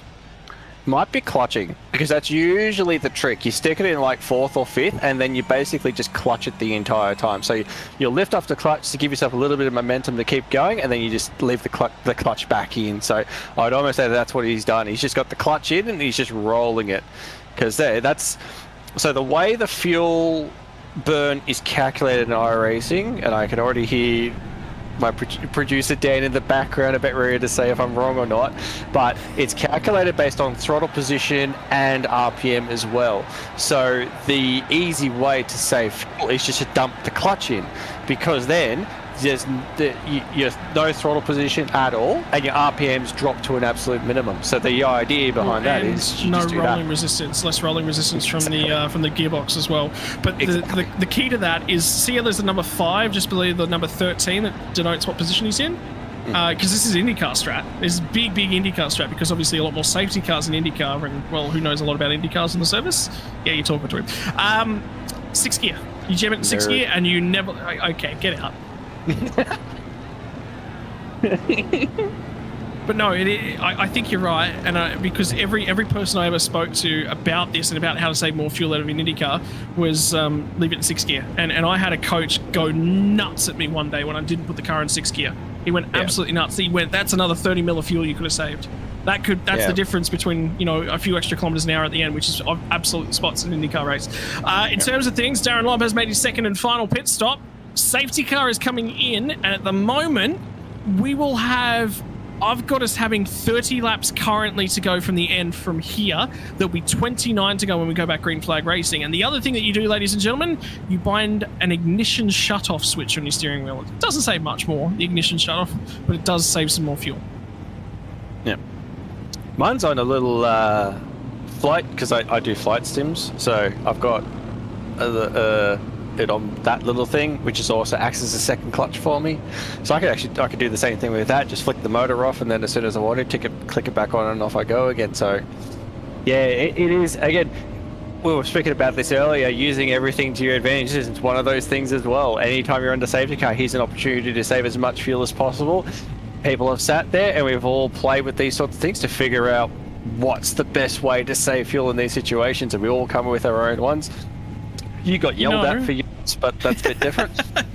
Well, when you're competing at the top end of things and you're competing for every little advantage you can possibly get, this is one of the ways you can get one. IndyCar though is a bit of a breed on its own because you guys are like battling for 0.001. In like supercars or GTs, we're probably battling for a tenth, half a tenth. You guys are going down to like 0.001, and it's just ridiculous the stuff that you guys do to just find that little bit extra. I think the most number of cars I've ever seen qualify with the exact same time is 7. Yeah. It was IndyCar. It wasn't for a pole position, by the way. It was like for 6th or 7th or something. But I've seen a number of cars with an identical time. Yeah. And again, yes, it's IndyCar. IndyCar's back, yeah. Mez. IndyCar is back. I was going to say, it's back. It's back. We can race the Indy 500 this year. Yay. So excited. I'm not a huge IndyCar fan, but I did the Indy 500 with the Major Series, and I fell in love with that event. So I want to, now that it's back on iRacing, I'm keen to give that another crack this year because, yeah, like I said, if you're not an IndyCar guy, 100% give the Indy 500 a go. It's a lot of fun. It's back, and I can tell you that there is some work to try and get an Indy series happening in Australia yet again, led by myself. I've been G'ing up a bunch of people to try and get something happening. By the way, Rick Sieber was the only driver to pit on the conclusion of lap number 25. Everyone else was who did come down the pit lane came at the conclusion of lap number 24. You cannot get to the finish of this race from the positions we currently stand in. There are a number of drivers who started in the pits for this one. Sorry, came back to the pit lane to grab a splash of fuel. Darren Lobb leaves them. Blake Delaney, he's waiting all the way to the line. This is brilliant from Matt Vanderkraan. He's gone at the last possible moment. The entire field is going to be checked up when they get out of the last corner. Expect there to be mayhem down further in the back, and have a look at Tally, who immediately gets out and on the aggressive side, going to go to the inside of Damien Cairns. He'll try and pull up alongside. He's got great drive off of turn number 1. Keep your eyes deeper in the field. Darren Lobb was one of the cars we were looking at. Have a look as they all fan out. Dan Hall gets down through there. McEwen around the outside. And Rick Sieber is back and in contention, the driver of the 06, as the last car around the first corner. 10 out of 10, Tally Ancic. You can see the battling. Oh, they're going to go 3 wide, almost 3 wide, down into the bus stop. This isn't going to work. Is that Stuart Hall? In position, Stewie Hall, yeah. He rolled that one. I think that was definitely going to be a roll there because I think he saw what was going to happen there and decided, nah, I'm not going to be involved in this. But 10 out of 10 for Taliancic off that start. Took advantage of that rule. You could be alongside the car in front of you. You just cannot pass it before the start-finish line. And he nailed it perfectly. And big size out of there. The key factor is can overlap out of the last corner. Cannot pass, can overlap, cannot pass it till you've crossed that start-finish line. And now for Damien Cairns, he's looking at Michael Taliancic. You know, the other thing is you say, oh, don't lift out. Well, Stewie Hall lost 3 spots by lifting out. One of them he was always going to lose. The other 2 were up for debate, but he did lose them by trying to roll out there. So he will drop a few spots, and there is going to be chaos and carnage as we get underway with this restart. A lot of drivers at the front of the town with a low load of fuel on, and you've got to consider now as well, this second safety car, for these 2 guys that are at the front end of the field as we're seeing the battle for the race lead as it currently stands, is a very, very interesting one to note because remember, Latham had some opportunities to go for this spot, but he recognised he had more fuel on, Maz, and you said, is he saving? Is he sitting back a little bit? I think the plan changes now. Yeah, 3 wide at the start-finish line. Yep, just caught that on screen. Darren Lobb looking for the positions is on Blanchard. Blanchard locks the front. That position is going to go through, and you can see, I think that was maybe Warwick in the background. He'll also get that spot. No, he's going to go side by side as they come over the hill. They're going to run right up against the wall. Warwick will get that spot, but now is Blanchard going to have a look as they go down? Doesn't look like it. Blanchard's going to sit in the draft. No, he will have a look. Into the bus stop. Is he going to send it? He does, but he's struggling. He's not going to pull it up. He's going to go off, but he's going to still hold the position. There's contact. There's contact, and Paul Warwick is sent way out into the bleachers as they get down here to the outer loop. And there will be words to race control. I wonder whether or not he's got steering damage because he did not look stable trying to get that thing pulled up. It's off camera down there, and he's slowing. He's crawling. Yeah, that's big damage to the car. He's got no revs. It was definitely. Yeah, sorry. It was definitely tire-on-tire contact. I think it was the front. I want to see when he gets on. Has he got a little bit left hand down? No, it's steering. That's it. The rear is bent 100%. It's crabbing. That's what the issue is. That little bit of contact, it wasn't on the front tyre, it was on the rear, and you can see that bit of side damage towards the rear of the car. 100%, that car is currently going to be crabbing at the moment, and that's why he had to get right out of it, because if he kept going with it, that was just going to create a much, much bigger incident. Well, everything goes crazy on a restart, and now it's going to be Blake Delaney we sort of zero in on and keep half an eye on. It was the two cars that have managed to get their fuel drop done and out of the way in terms of pit stops required are Blake Delaney and Darren Lobb. Well, Darren Lobb scooted down the road, and now there's a horde of cars in between him, and Delaney's saving. That was a huge lift from Blake Delaney whilst he's in this sort of battle pack. He recognised there was no space to get down the inside of Rick Vigor when they got down to turn number 1. Now does it turn into a fuel save race? It's a monstrous distance that you'd have to go. You'd need to save in the realm of 8 to 10 litres worth of fuel, but it's an entire fuel run to do it, Mez. That is effectively, what, a tenth of your fuel tank? You're asking me to do maths now. That's not going to work at all. So I'm not going to try and calculate that one. 2 to 3 laps is what we're looking at. It is going to be close, though. They would have saved a little bit. And, oh, there's a big dive there trying to have a look. Didn't quite get it, but Delaney all over the back. Is he going to try and flick to the inside? Having to go, yep, there's the flick to the inside, but again, still can't quite get there. Coming off the corner, you can see the 66 behind, having another look as well. Dan Crosby. Is he going to have a bit of a look, or is... Oh. No, he's back in behind. Sorry, it looks like he flicked a little bit on my screen, but we'll stay there. There's a little battle pack hotting up at the moment as well. Right, so we had it at 4.25 litres a lap, which gave us about 26.1 laps. They would need to save 400 mils of fuel every single lap. That's more than a cup of coffee worth of fuel every lap, Mez. That is a lot of fuel. I mean, imagine if I drank 400 mils of coffee. In one serve. I drink more coffee than that in a day. Yeah. I'm just thinking, how much coffee do I drink in a day? Actually, no, let's not do math. It's going to be more than that as well, because there was an extra lap worth of extra lap and a half worth of rolling around at pacing speed. Well, that's the thing. That's why I was also wondering too, is obviously when they pitted, but then they were still under safety car, so they may have saved a little bit of that while they were still rolling around on the safety car. So let's be generous on the safety car laps and say they burn 1.8 litres. I think that's about right, 1.82 litres. Then you say that if they're burning 4.25, here it goes down from Laney, it gets down to the inside as they get into the bus stop. Now he gets through. Ken Ladder will be the next car on the road. Ken Ladder is also taking his fuel. But I tell you what, Delaney took a short stop at that last one. Big clutch. Big clutch. Did you hear how long he was on the clutch all the way through the loop? So he's in and big safety. It's nothing. Yeah. This is a big attempt to try and save fuel here. Trying to carry the pace at the moment. I think the car in front as well, like you got Ken Ladder who's just in front as well. I wonder if he's thinking about the same thing as well, trying to save fuel.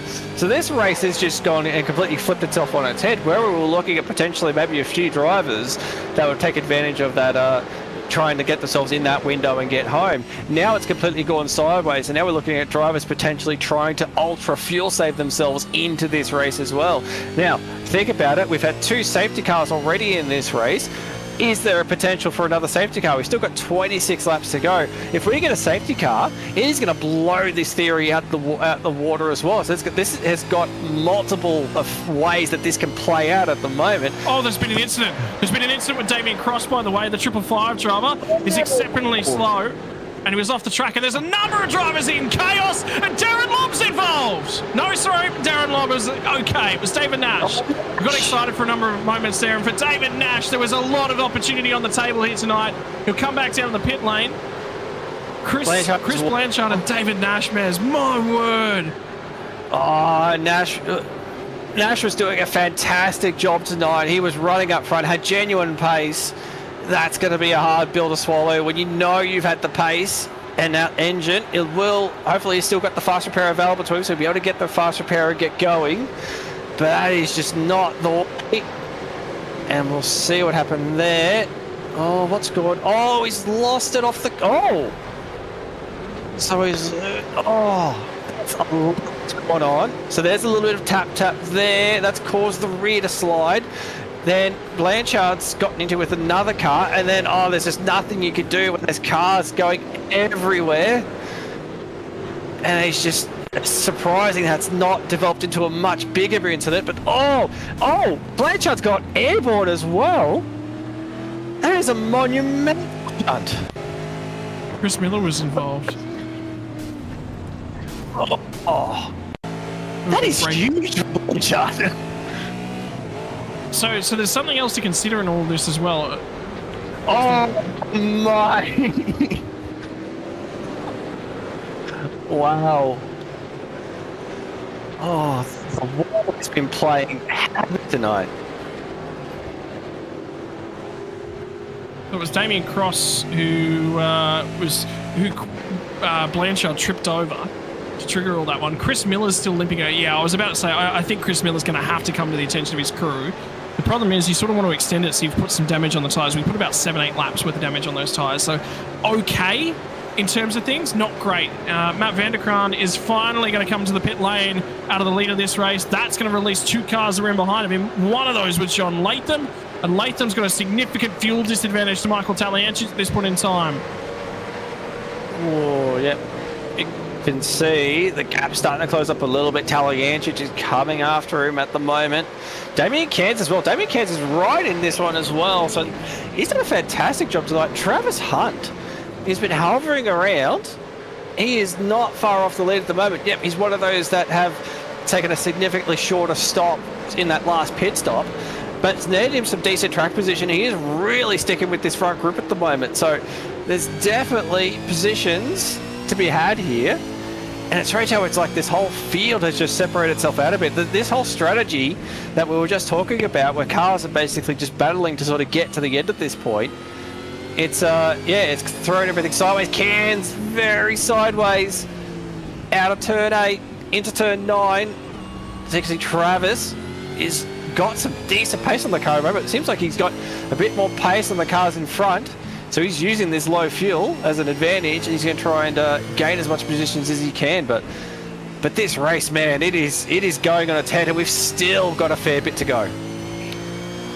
John Latham is going to dive into the lane as well. So the other thing for Matt Vanderkraan is that, you know, there's an opportunity to get an undercut. He has a massive fuel penalty that he has to pay, but Latham's going to come to the lane now as well. The problem, I think for this stint though, for John Latham, I think he had to extend it. I just don't see the point in coming in very, very early. Darren Lobb is coming quickly. Jeff Thomas has just gotten involved in something as well. I think we're about to get a safety car. There's a car not moving. Let's see if we can get. Oh, it's Travis Hunt. Oh, Travis Hunt. Sorry, that is Jeff. That's it. We're going to get a safety car. This has played perfectly. Latham's pitted. This could actually work out really well for Latham, but those that stayed out, this could actually work out as well, because you also got Lobb. You got to remember Latham's not out yet. Hang on. It's actually going to go against Latham here, because Latham's just rejoined in 27th. He's come out in traffic. This is going to hurt unless the cars in front of him decide to get the foot down and go. Yeah, you're right. This is actually going to go backwards for him. But I'm just sort of thinking as well, those drivers we had question marks over, the ones that fueled up in that last stop, that lap out, are they going to pit, or are they going to take this opportunity? Because this is track position. If they stay out, this is track position, and they can get home. Matt Vanderkraan's already showed us the tyre drop-off is not as big as what we thought it was. He still had decent pace even with old tyres. What's Darren Lobb going to do? Is he going to stay out and take the track position, or is he going to stay out?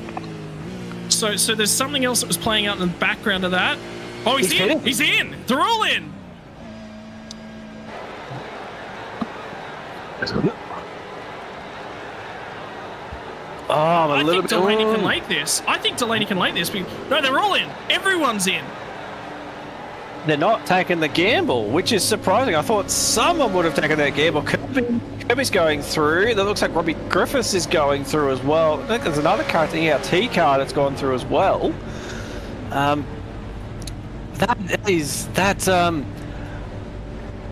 Christopher Griffiths and Kirby. I mean, if you're at the tail end of the field, this safety car for me, definitely you're home. You're home and hosed, I would say. Particularly, Rick Sieber is another one that'll have an opportunity because he pit that second time by onto that safety car. It was the last car in the queue, so why not? And he did, so here's an opportunity for him. I would have bet significantly that Lob was going to stay out and grab the track position because he had not run that long on those tyres. It was only about... Wait, did you just hear that from Brendan O'Brien? No. Didn't quite catch that. I think it was pit lane exit. I heard it was something about pit lane closed. And I think it might have been pit lane exit. Because the lane does not close when the safety car is deployed here. It's not as if the pit lane gets closed, the entry to pit lane. I think it's the exit that there's going to be some debate around. I haven't seen a pit lane exit closed. So we'll see what's going on here.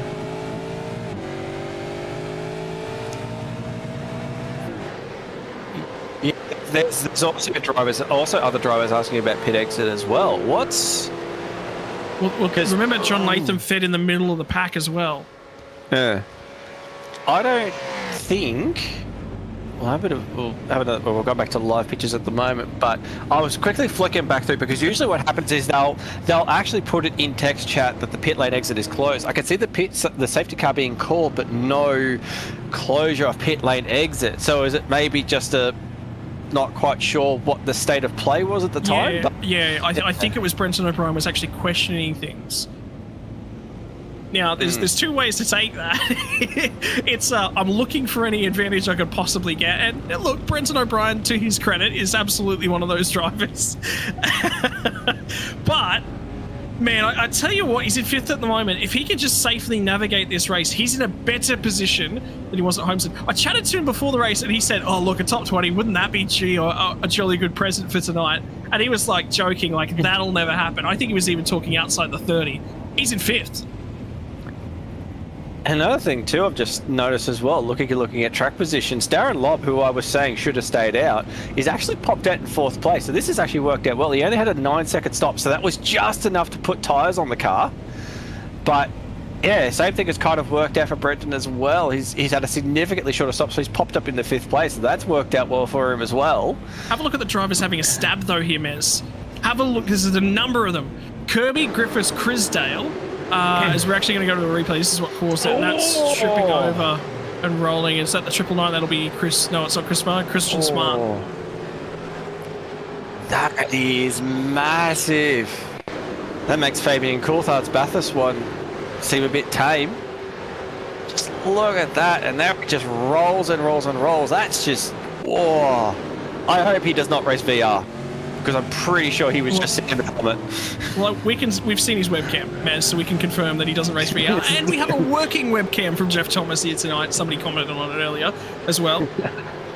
And yeah, just a little matter of about, 150, 160 kilometers an hour difference between Fabian Coulthard's accident and that one. So, yeah, look, shades of it. Shades of it, yeah. But less brown stains as a result. Yeah. At least you know that one's not going to hurt in real life. No, that's good. That's definitely going to leave a sore spot. So, but man, that's crazy.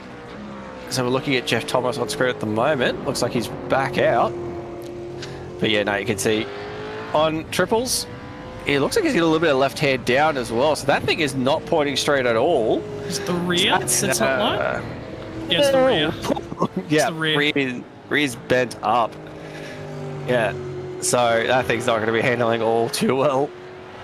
And he had the fast repair already as well, I'm pretty sure. So he can't even pit for a fast repair at the moment. He's got to get this car home as it is. Which is unfortunate because he's been missing a rear wing for the majority of the night. Well, now he's missing stability in the rear end, so a little bit different in the way that is. But hey, at least he's got a wing back. Yeah, I read that comment. Yeah, you did at the same time. It's good. Righto. I think legitimately we've got a race on our hands. I think this is our final running order. So, yeah, whatever positions they're in, And when the field tends to get mixed up like this, gee, I'm a fan of reverse grids. Gee, I'm not a fan of adminning a reverse grid, I'll tell you that much. I'm not a fan of reverse grids. They're good. They're good from an entertainment point of view, but as a driver perspective, I hate reverse grids. They just, I always seem to just not gel well with them. But yeah, from that perspective, yeah, when you're seeing the field jumble up a little bit, it's always good at throwing. And especially with these guys, like, it's not too bad because a lot of these guys are really, really close in pace anyway. So it does give a lot of these guys who are sort of just inside the top 10 an opportunity to actually go for a race win because they legitimately have the pace to be able to actually do it. So from that perspective and entertainment perspective, 100% reverse grid races are sensational from that aspect. But from personal driver perspective, not a huge fan. Interesting to note as well, Talianchis led about 16 laps. I think Matt Vanderkran's led about that many. When did he pit? Lap 32. Oh, he'd be shy. I think he's only left 15. David Kirby could go on to lead the most laps here tonight if he's quick on this restart, by the way. So we've had a number of different drivers at the front. We've had Lob, we've had Tally, we've had Vanderkran, we've had different drivers show speed. Now it's a game of the fuel numbers. Who has got enough fuel left to make this thing to the end of the race? Dave Kirby is going to have control of the field. The safety car has been released and into the lane. The field is now in the hands of the 307 of David Kirby. He's not had a great season number 18 of the RaceKraft V8 Veterans. Is tonight the night that he sticks it on the front step of the podium. He's going to go before the last corner. Robbie Griffiths, the teammate to defend alongside of him. Rob Crisdale, who's been from the rear end of the field. And the worst of the Frog Leap Juice cars thus far throughout the season. Can Rob Crisdale put his stamp of approval on the end of things? And what has Darren Lobb got to say for himself, as well as Kirby has locked it up on the way into turn number 1. Well, that didn't take long, and it's broken out into a race, and there's already question marks being asked further down. It's going to be Robert Griffiths who leads us up off of turn 2, through turn 3, through turn 4, through the S's, and out the other side. That is just the harshest way to start that one. You get a really, really good jump. He did, and look, already Darren Lobb down the inside. Crisdale's not going to make life difficult for him. Now, you've got to remember too, there is a 9-lap tyre advantage for Darren Lobb at the moment, and we know how quick Darren Lobb is on cold tyres. That is where he excels. So this is the opportunity he needs to try and skip away down the road. Talianchis down in 9th place, Ken Latta down in 10th. So the two championship protagonists only just inside the top 10, and they're next to each other on track. So they've got a fair bit to play for. Ooh. Griffiths wide as they get down to the toe of the boot. Now he'll try and get the car wound up, but he's going to have his teammate a lot closer this time by. Here comes Darren Lobb as well. Don't count him out. Little bit of a fuel save maybe from Kirby. You saw him hold back a little bit at the tail end of the straight, and that means that Darren Lobb is right there, right in contention. And my word, this one's about to explode. Michael Quain's inside the top 10. So is Paul Burns. Tally and Latta, 8th and 9th. Rick Seaver is back inside the top 10 after his start to the race. Now he's going to be assaulted by Blake Delaney. He looks to stick his nose out to the inside on the run down to turn number 10. We'll be on the run to turn number 11. And that is the first lap of green flag racing after the safety car restart. It has been a wild one. There's only going to be another 20 of those to go. I was going to say, I just looked at the lap count. We've still got significantly more of this race to go. We're looking at Ken Latta at the moment. Talianchis starting to try and make his way through the field. Rick Sibber at the moment inside. Here goes Tally. Out wide. Tally trying to go for a big move going up the hill. Doesn't look like he's got it done, but he's all over the rear bumper. This creates an opportunity for Ken Latta. Latta's got a brilliant run up the hill. Is he going to try and take the opportunity to get the pass done? He's closing up slowly, has a little bit of a look. Tally blocks, won't get it done. They'll go single file through the bus stop. So we were talking at the beginning of this one about how close Ken Latta and Talianchis were in the championship. Now we're seeing it on track now. So this is pivotal. We saw it last week for Ken Latta, the drive through the field to sort of help his championship. Now this is the bite. This is a pinch point where both of these drivers on track together. And this could swing the championship either way. The points are so close, it could swing the championship either way for these guys. So there is plenty to fight for at the moment. Well, I'll tell you what, Dave Kirby's already dropped a spot, so Lobb's got through on him, so Lobb's up to P2. Here comes Talianchis to the inside of Michael Quain on the run down to the heel. He'll get to the inside of Michael Quain. Quain will come across to squeeze him. There's enough space up the inside there, and Ken Latter's going to try and follow him the way through as well. We'll keep your eyes on this one. Burns defends stoutly. There was just a car's width there to get back across in front of Tally, but Quain is still there down the inside as they exit the boot. Run down to turn number 10 now. It's going to be the 57 place in the 21. Michael Quain gets the elbows out through 10. Still going to be on the outside when they get to 11. He might finally have to yield. No, there'll be no yielding for the 57. And this is where I was saying, from a driver's perspective, this is where reverse grid races. Change for the lead. Darren Lobb just got down the inside of Robbie Griffiths as well, so that one's now changed. We'll stay on board with this one. Ladder's going to stay to the inside. Quain's looking for a run off the exit of this corner. No one got good drive. For the second time in 2 laps, they nearly had side-by-side in there. You could have thrown a 50-cent piece down the middle of them just. You couldn't have put a second one down the inside as they come through. The S's. Now it's going to be Ladder who's trying to hold off Blake. Delaney who's going to run behind him. Laney's going to give him the old bump draft. Give him some help out a little bit there. Save some fuel. They don't need it, but Tally got the job done finally on Quainey.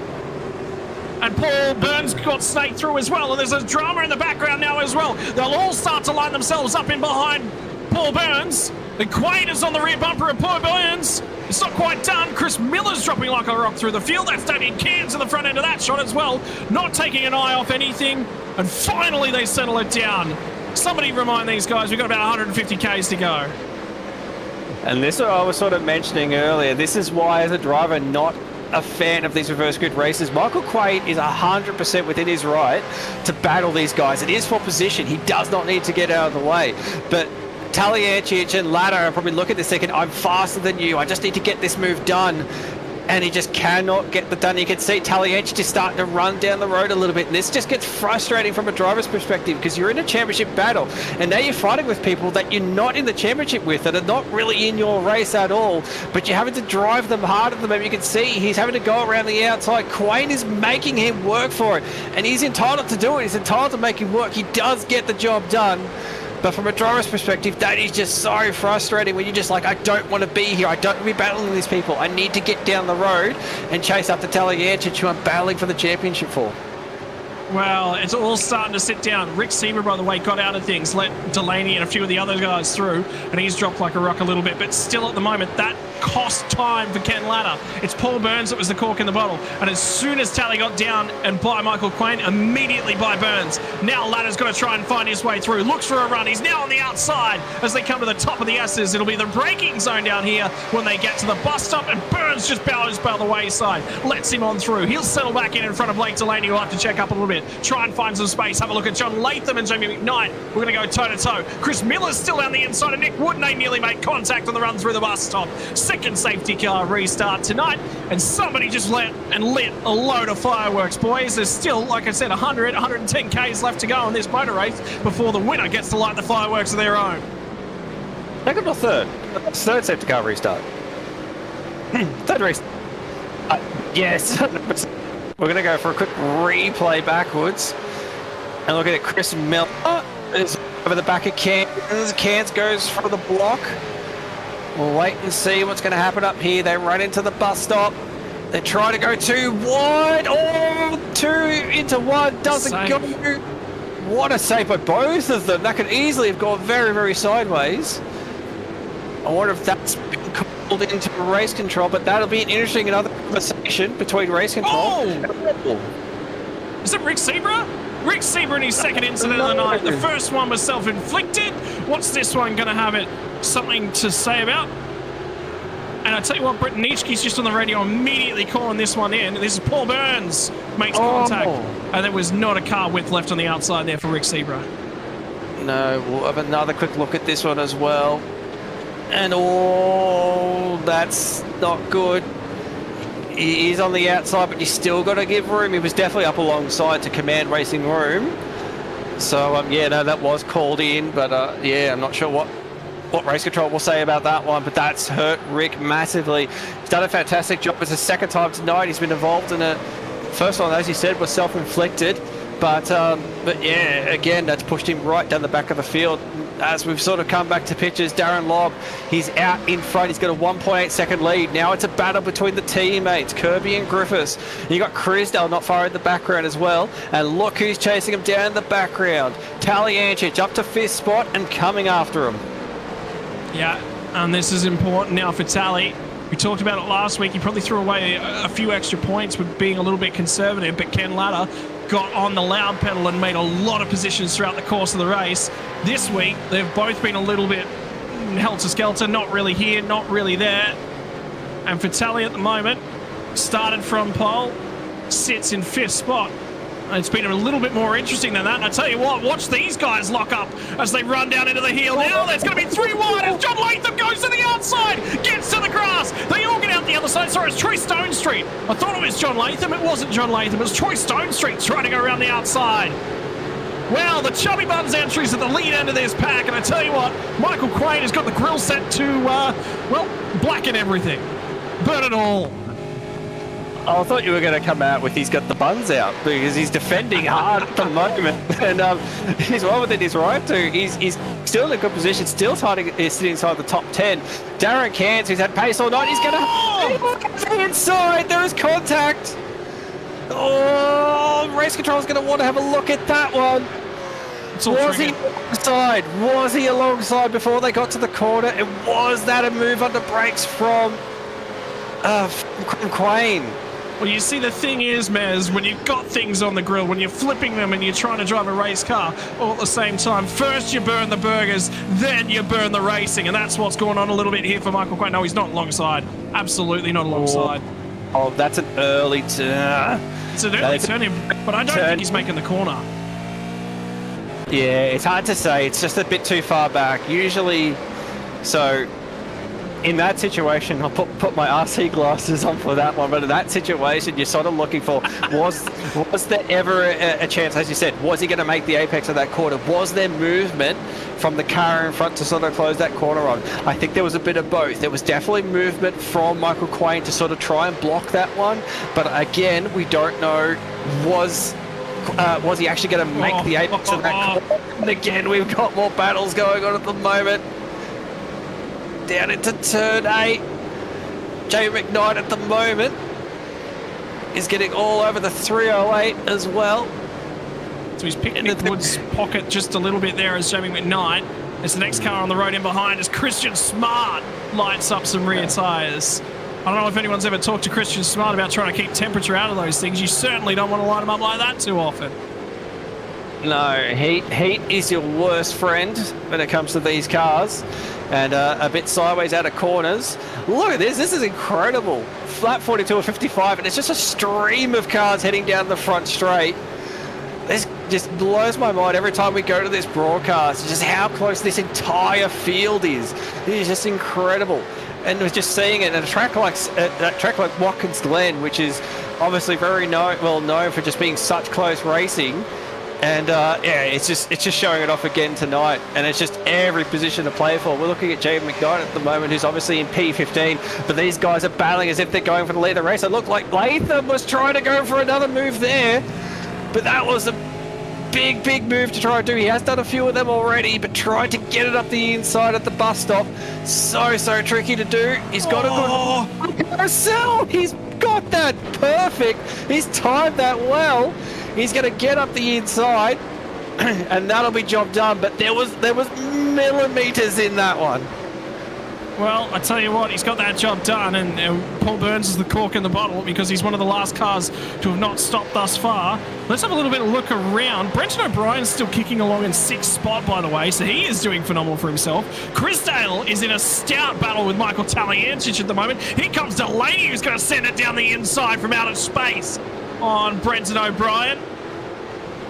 And whilst he might drive for ERT, what he was looking at was a little bit of ART. That's art from Blake Delaney as he gets on the brakes in exiting the boot there. Yeah, I'll let myself out with that one, Mez. Oh, man. You can see there, just Brenton O'Brien actually just pulling it to the inside there. I think he's recognised that situation as well. You know what? I'm in a different battle with these guys. I don't need to get in that fight. And it looks like at the moment, Delaney's got some really, really good pace. So this is trying to help Ken Ladder. So this is good about having a teammate in these sort of situations. Delaney's got the pace at the moment, so he's just going to have Ken just tucking his drive. He's going to try and drag him forward towards Tally Engines at the moment. So Tally Engines, I don't think he's got... Oh, he's actually just within range of Robert Griffiths. So he's actually just popped up into 5th place. He's got past Rob Chrisdale. So Tally Engines is now looking at a podium. So this is a phenomenal drive. Was just outside the top 10, oh sorry, just inside the top 10. Now is looking to climb onto the podium and critically down in 7th place. Yeah, and I'm just watching a few different little bits and pieces at the moment. Robbie Griffiths is stoutly defending. This is the pass to get to 4th place for Taliancic, and it was Chrisdale just sort of said, yep, not really my battle. I haven't got the tyres to hold him off. He's going to let that one fall by the wayside. At the moment, Tally is mounting a stout assault on the first of the fishy cars to claw his way onto the podium. At the moment, he's going to get to the inside of Robbie Griffiths to get down here into the braking zone. He's still going to pull the car up. He's still going to get the pass complete. Griffiths won't be able to hang around the outside. Job done. So that's one of the two. And now Dave Kirby hangs onto the second of the 2 podium spots for Tally, who's looking for a bank of points. And John Latham's just got through on Stewie Hall as well. So positions continue to change up. Michael Quain might even have himself a top 10 in the offing here if he can just sort of keep pushing on, press on a little bit, and some more drama happens down the road. Exactly. And John Latham, we're talking about how this field keeps flipping backwards and forwards. We were looking at John Latham and thinking he was in the perfect position to potentially win this one. Now look at him, he's just trying as hard as he can to try and get back into the top 10. So this race has just been flipped completely sideways with the way the safety cars have fallen. And even looking back at the pack, I'm just looking back at the moment, P22, there is a massive, massive battle going on in 26. They're going side by side through turn, and it's almost 2 lots of 2 wide. We've been watching this battle for the last couple of quarters. It is going off down here. It is inceptionally going off, and it's still going to kick on because that was Blanchard that manages to find his way through, so he's picked off a spot. They're going to go 3 wide as they run down to the bus stop. This is mental. Get your cameras out. Is that Dan Hall sliding down the inside? No, it's Chad Lewis who tries to get to the inside. Chad's grabbed 2 over McCune. And was that Paul Burns? It was Paul Burns who's fallen significantly back through the field right now. Travis Hunt leads the way in terms of this battle pack. It's all kicking off. There is 12 laps left to go. There was at the start of this one, but we're rapidly running out of space. 5.5 kilometers worth of racetrack. We've got 60 or so kilometers left to go at the end of this one. So we're still outside the 50. There's still some racing to come. And don't take your eyes off any of it. Where do you look, Mez? Because everywhere you look, it's on. That's the thing. We were getting so preoccupied with the battle that was going up on up front. And iRacing has just flicked my camera to this one. It's still going. Scotty McHugh trying to go around the outside of Chad Lewis. Chad Lewis, we saw, made all those positions. But even then, he's still under attack. He's blocking hard from at the moment. McHugh's going to try and go around the outside. Scotty's favourite driver is putting on a clinic. He's trying to do it. He's got the nose in front as they head towards the second last corner. He's going to use every little bit of that curb. He's got the inside as they head onto the front straight, but now gave him a bump. Lewis, there's a little bit of bump. Chad Lewis is going to try and use it, but McCune already going defensive. Yeah, and now Crosby's going to buy into this argument as well. Look, McEwen's going to cover it, and here comes Rick Vigor. That was Matt Vanderkraan who sent it down the inside. Qualified in the top 2 rows for the second week in a row did Matt Vanderkraan, and now he's going to really try and arc his way back through the field. He was sent to the rear. Pit strategy did not play out his way, but he's getting aggressive, and you've got to be to cut your way and scythe your way through this pack. It's a little bit like, what do they call it, harvest season. You got to get out there. You got to cut the grass down. You got to try and find the crops in the middle of it, and you've got to resurrect a race, and that's what he's trying to do at the moment for Matt Vanderkraan, up to 25th. He's down 22 spots, but hey, there have been worse moments in this race for him. He's certainly on a charge at the moment.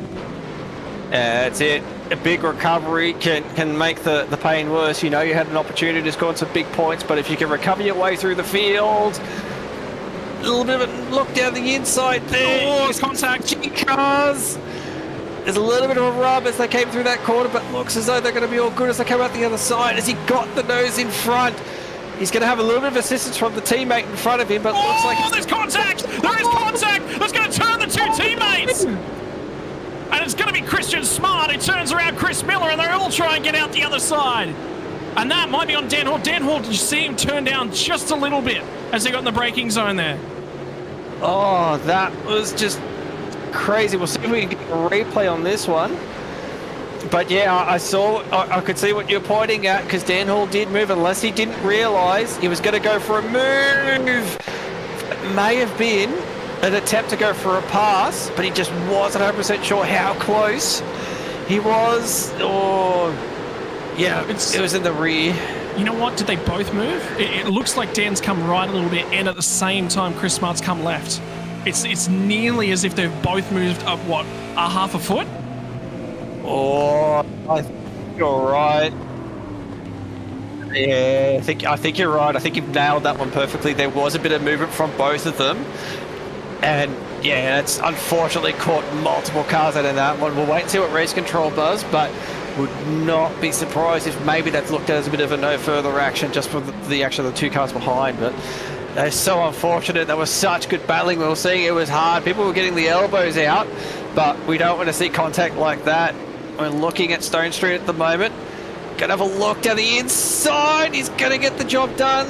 So that's into P9. So Brenton O'Brien now sitting P10, and he's got a big gap to the cars behind, which is going to be John Latham's about four seconds down the road, and there's not long to go in this race. So good drive from Stone Street. He's banged himself right into the top 10, and now he's going to start charging down the road. He's not far from Damien Cairn, so could there be a few more positions available for Stone Street in this one? Yeah, there's a lot on offer here. There's a lot on offer at the top end of town. David Kirby has clawed his way in. Oh my God! There was one of the JWM cars just backward on the exit of the boot. It's Travis Hunt, and he's got a huge deal of damage on the front end of this one. And I tell you what, the stewards and the race controlling has lit up since we've gone back to green flag racing out of this one. Little bit of mixed strategy, drivers on different sorts of styles of tyres, and everyone battling for the best positions on the road. We haven't talked about the man out front. Darren Lobb skipped clear, Michael Taliancic in P2, and this is the battle between Travis Hunt and Michael Quain. Quain has been stout in his defence. That's an odd one. Not much you can do there. But yeah, we'll have a bit of a look at this one. Travis Hunt not quite there yet. We'll wait till we get to the braking zone. He's going to get the car there. He gets the car. No, it's rears. He's pitched the rears. That's what's put him sideways. Wasn't any contact with the car in front. He's tried to go for the move, and unfortunately the rears have just locked up on him and just not giving him any way to slow the car down. And it was Nick Wood that copped the whack from Travis Hunt as he was getting out the other side. So Travis Hunt goes to the rear of the field. Blake Delaney skips through, grabs another spot. That's going to be off teammate, and it's teammate Dave Kirby as well. So Delaney's brought himself back into the argument. He's going to score a host of points here tonight. Needs to score more, though, than Michael Taliancic, who's ahead of him on the road. If he can start nicking points off Taliancic, and he can nickel and dime him all the way to the end of the season, we've still got a title fight on our hands that might be a three-way fight. But if you can't nickel and dime him, but I did hear whisperings of Delaney may not be able to make every race of this season. So have a look at the rear end of the car start to wiggle all around. It was Delaney who was large on that loud pedal. We heard the clutch work that was going on earlier in the race. Now it's trying to get everything from those rear tyres. Yep. And critically, again, we're talking about this as well. Ken Latta still in P6. He's not been able to fire that car back up in this to get himself back in this race. The pace has been there, but just not been able to respond. Blake Delaney, we noticed it earlier. Blake Delaney was with Kirby, and you can see Delaney's just got himself back inside onto the podium. Ken Latta still. Obviously, you're watching a look at home. Read David Kirby's shirt. I'm not going to say it, but you just read it. I think Mez has just read it. I think producer Dan Yeaman's just read it. I'm trying to read it, but I'm discovering I'm blind. So it's self-driver coaching, I'll tell you that much. Yeah. Anyway. Right, yep, Dan's just told me what it is, and it's something I tell myself every day, and unfortunately it does not help. But it's back up in this moment. Kirby just hanging on the back of Delaney. Ken Latta's managed to get himself into the top 5. So this is just damage limitation at the moment for Kirby. See if he can get down the road. The advantage is he does have some teammates around him now. Whether or not team orders are going to be employed, or whether it's going to be a case of, nah, this is your championship, you've got to fight for it. When we interviewed them at the end of the race, you can guarantee the slogan that is always walked out is there is no team orders at Fishy. Well, that pass from Dave Kirby was a little too easy. Whether or not there was team orders, Dave Kirby's still allowed to sort of step on the other side and just go, yeah, I'm going to give you that. That's not effectively team orders, but I'm sure we'll hear that phrase walked out yet again. Michael Stewart's held places inside the top 10 tonight. Fortunately, strategy's not gone his way for the hypersonic racer. Yep. I'm just trying to catch my breath at the moment. This has just been phenomenal. the end of this one, we've still got about 6 laps to go in this one. But yeah, Michael Stewart doing a good job at the moment. All over back at Dan Hall. Hopefully try and pick up a few more spots. Got a good run off the corner as well. The draft will be playing a big factor. He's going to have a bit of a look at it to turn one. I don't think so. He just rolls out of it a little bit. Saves the tyres up, but he's definitely got a bit more pace at the moment than Dan Hill. And Dan Hill's just been, you can see very sideways off the corner. The rear tyres are not happy. From this. I think they're 3 wide off of turn 1, by the way. Just in the background. It was outside the 20, I'll tell you that much. But Michael Quain's through to back to these guys. It's Nick Wood and Damien Cross still going toe-to-toe as they come up through the S's because Nick Wood's got damage, remember now. And Chris Miller's in behind this one. Paul Warwick as well. And here comes Chris Blanchard, who's going to buy into the back end of this battle. They're looking to go 3 wide. Cross is going to get a bump. Miller's looking for somewhere to go through. There's no hole opening up. And his Cross finds the way through. Nick Wood steps by the wayside. Miller finds the way through. And he picks himself up a spot. So 2 spots lost right there. Warwick's still trying to look for somewhere to get around this racetrack nice and safely. And now they'll try and walk their way up the road. And have a look at the next battle pack on track as well, because around the outside, Dean Flavel's just pinched a huge break. That's the puff of smoke you just saw. And then Chad Lewis for a bit of a look as well. I just love the fact that this battle has just not stopped. It's just, we came back to it, had a little bit of a look, and since we've been focusing on sort of the leaders for a little bit, this battle has just kept going. It has not stopped at all. This is just fantastic stuff. Chris Miller in the background having a little bit of a look as well. So Chad Lewis still hunting at the moment. This is to get inside the top 20. Matt Vanderkraan back inside the top 20 as well. Greg Sharp holding down P19 just at the front of this queue, and then you've still got the Chubby Buns entries as well.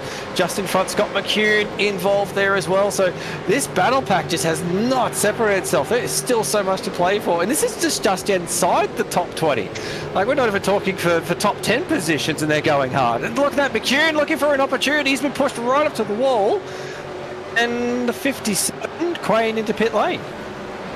So Quain couldn't make it by the look of that. And Brenton O'Brien was heavily on the clutch and trying to extend as if he could. There was nearly contact as well as they came out of turn number 1 between Smart and McCune. Smart's going to come away with the move at this point in time. This is the few cars that are a little bit down the road, but this is the battle pack I wanted to keep an eye on. Greg Sharp has got his eyes set on Scott McCune as the love affair between Rankin and McCune continues on the telecast. The love affair for an overtake around the outside of the bus stop continues to be shown. Pinch of a break. Might have been Sharp who locked one on the way in there. Matt Vanderkraan's up to 19th. The moment we looked away from him, he's gained another 6 spots, and he's the next car in this queue in behind Greg Sharp as well. So there's another few spots on the table for him. McCune still crawling all over the rear bumper now of Christian Smart. And for Smarty, he might be a little bit smarty to keep looking through the windscreen, because if he looks in that rearview mirror, I think he's going to force a mistake out of himself. Yeah, that's it. You've just got to focus forward. Don't look at the car behind you. Best way, it's an old cliche, but the best way to defend a position is to attack another. And that's exactly what he's doing. He's got the nose out. I think he's going to have a little bit of a look, but he isn't quite close enough. He's still having a bit of a look. Ooh. Well, Christian Smart's just been issued a drive-through penalty, so that'll make this one null and void. And was that for contact with Dan Hall? I think it might have been, because I don't recall any other incident. And here comes McCune. McCune's not going to wait for the drive-through penalty issue itself. He's going to try and get to the inside of Christian Smart. He gets there. They're alongside. They're even. McCune's going to get the nose ahead as they come to the final corner. Smart's going to set the penalty straight away. And now that puts Scott McCune at the head of this pack. And who's that in the background? It was one of the ERT cars looking for an overlap coming out of the last corner. It's Chad Lewis to the inside of Dean Flavel on the run down to turn number 1. Flavel later on the brakes as they settle the cars on in. But a better braking trajectory from Chad Lewis picks himself up a spot. Still going for it, though. In the background of that one is Rick Vigor. And Dean Flavel is still going after it. The back end of this pack as well. It's not over. And Scott McCune starting to open up a little bit of a gap. I feel like there's a bit of a proud father moment there for Scotty. He's doing his the son's doing the father proud in this situation. He's done a fantastic job to get himself right up in there. And this will be for top 16th. And he's still going to have Greg Sharp in the back. Greg Sharp has not backed off this one. And Matt Vanderkron, who we know has had good pace all night, is zoning in on this one too. So this is not sort of said and done. He may have got past Christian Smart with that penalty, but now he's got to turn his attention to actually defending this position as well. So in this case, the best thing you can do is just get your head down. The car has decent pace. Just get your head down. Try and break away from the cars behind, and so far he's doing a very good job. And Matt Vanderkron actually is going to have a bit of a look at Greg Sharp. Does tick the nose out, but can't quite get there. He's got raw pace in that car at the moment as Matt Vanderkron. Keep an eye. I'm going to talk you guys through a number of drivers up the field as we keep our eyes on this battle as well.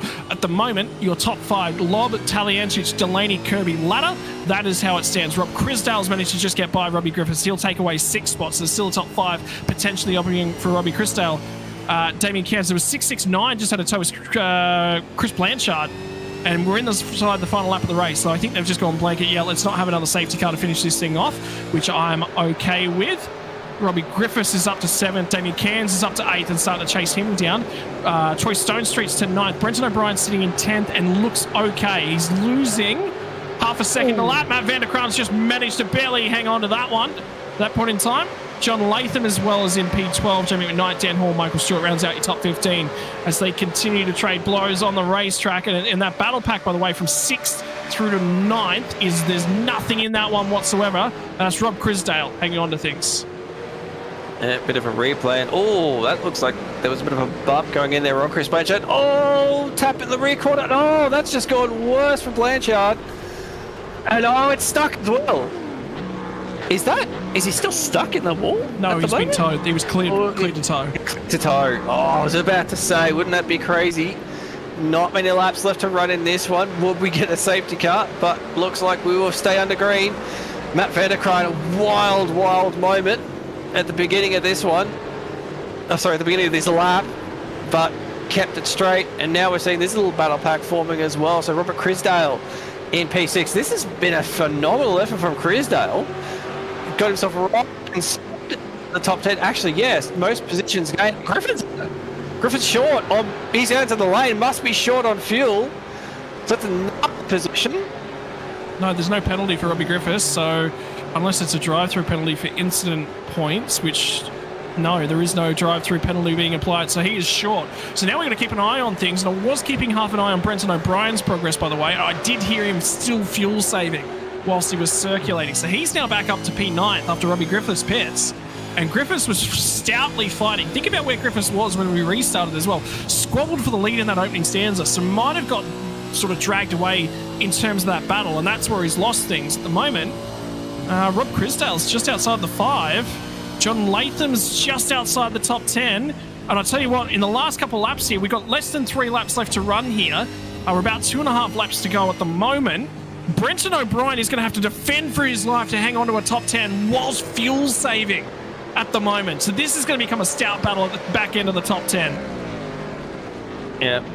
In this case, I think Brenton might want to apply a little bit of the Carlos Sainz strategy. Try and back Stewie Hall. If he's got to defend, back Stewie Hall into John Latham. Let them two battle it out. Give him a chance to sort of try and streak away. He'll have 2 laps to run when he gets to the line. It's going to be close. You can see John Latham's already all over the back of Stewie Hall, so this might work itself out in the end.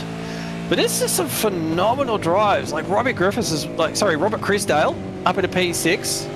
Cairns obviously had a fantastic. Stone Street up into 8th, and then we're watching this at the moment. Brenton O'Brien, Stewie Hall, very close from Latham. He's he's had to run it wide because he was nearly going to get into the rear bumper. So that's going to take a little bit of pressure off Stewie Hall for a little bit. And then we got this battle back here. So we're looking at Jamie McKnight up 24 spots into P12. Dan Hall up 15 spots. Michael Stewart is just in behind this little battle. He's been down 4, so he's lost a few spots out of this one. But there are some big movers through this field.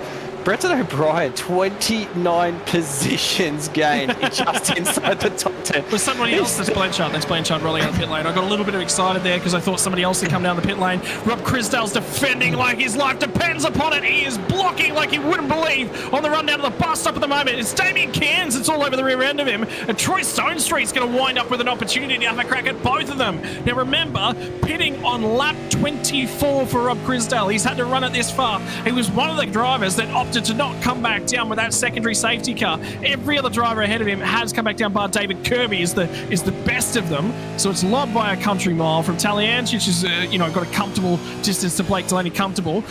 Kirby's quite comfortable as well. And then there's these three all squabbling over it. And then there's Michael Stewart, Dan Hall, and Jamie McKnight.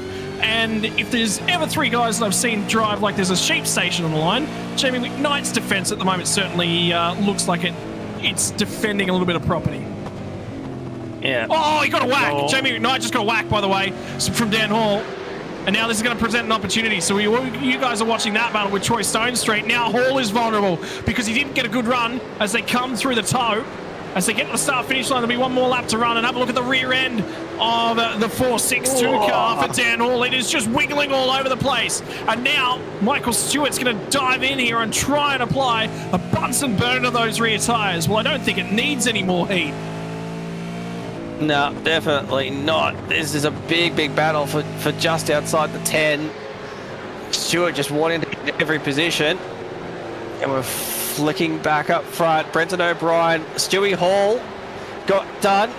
So John Latham at the start of the final lap, you called it. It was going to be a big defence. Now Brenton O'Brien bumping on the rear bumper.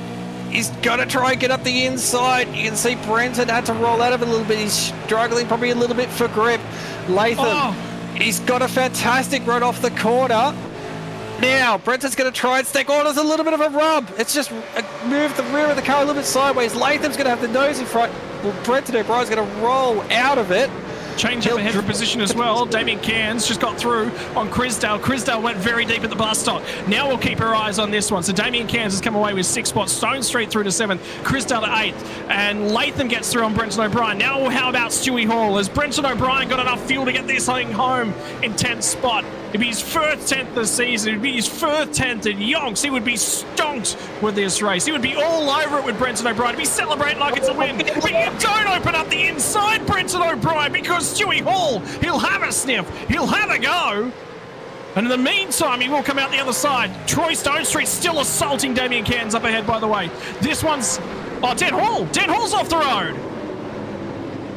And there's more contact as they get down through the toe. And is that Blanchard that's just been ejected? That might be Dean Flavelle. No, it might have been Blanchard. Blanchard would be a lap down car if he was indeed involved in that one. I think it might have been Greg Sharp who's on the radio at this point in time.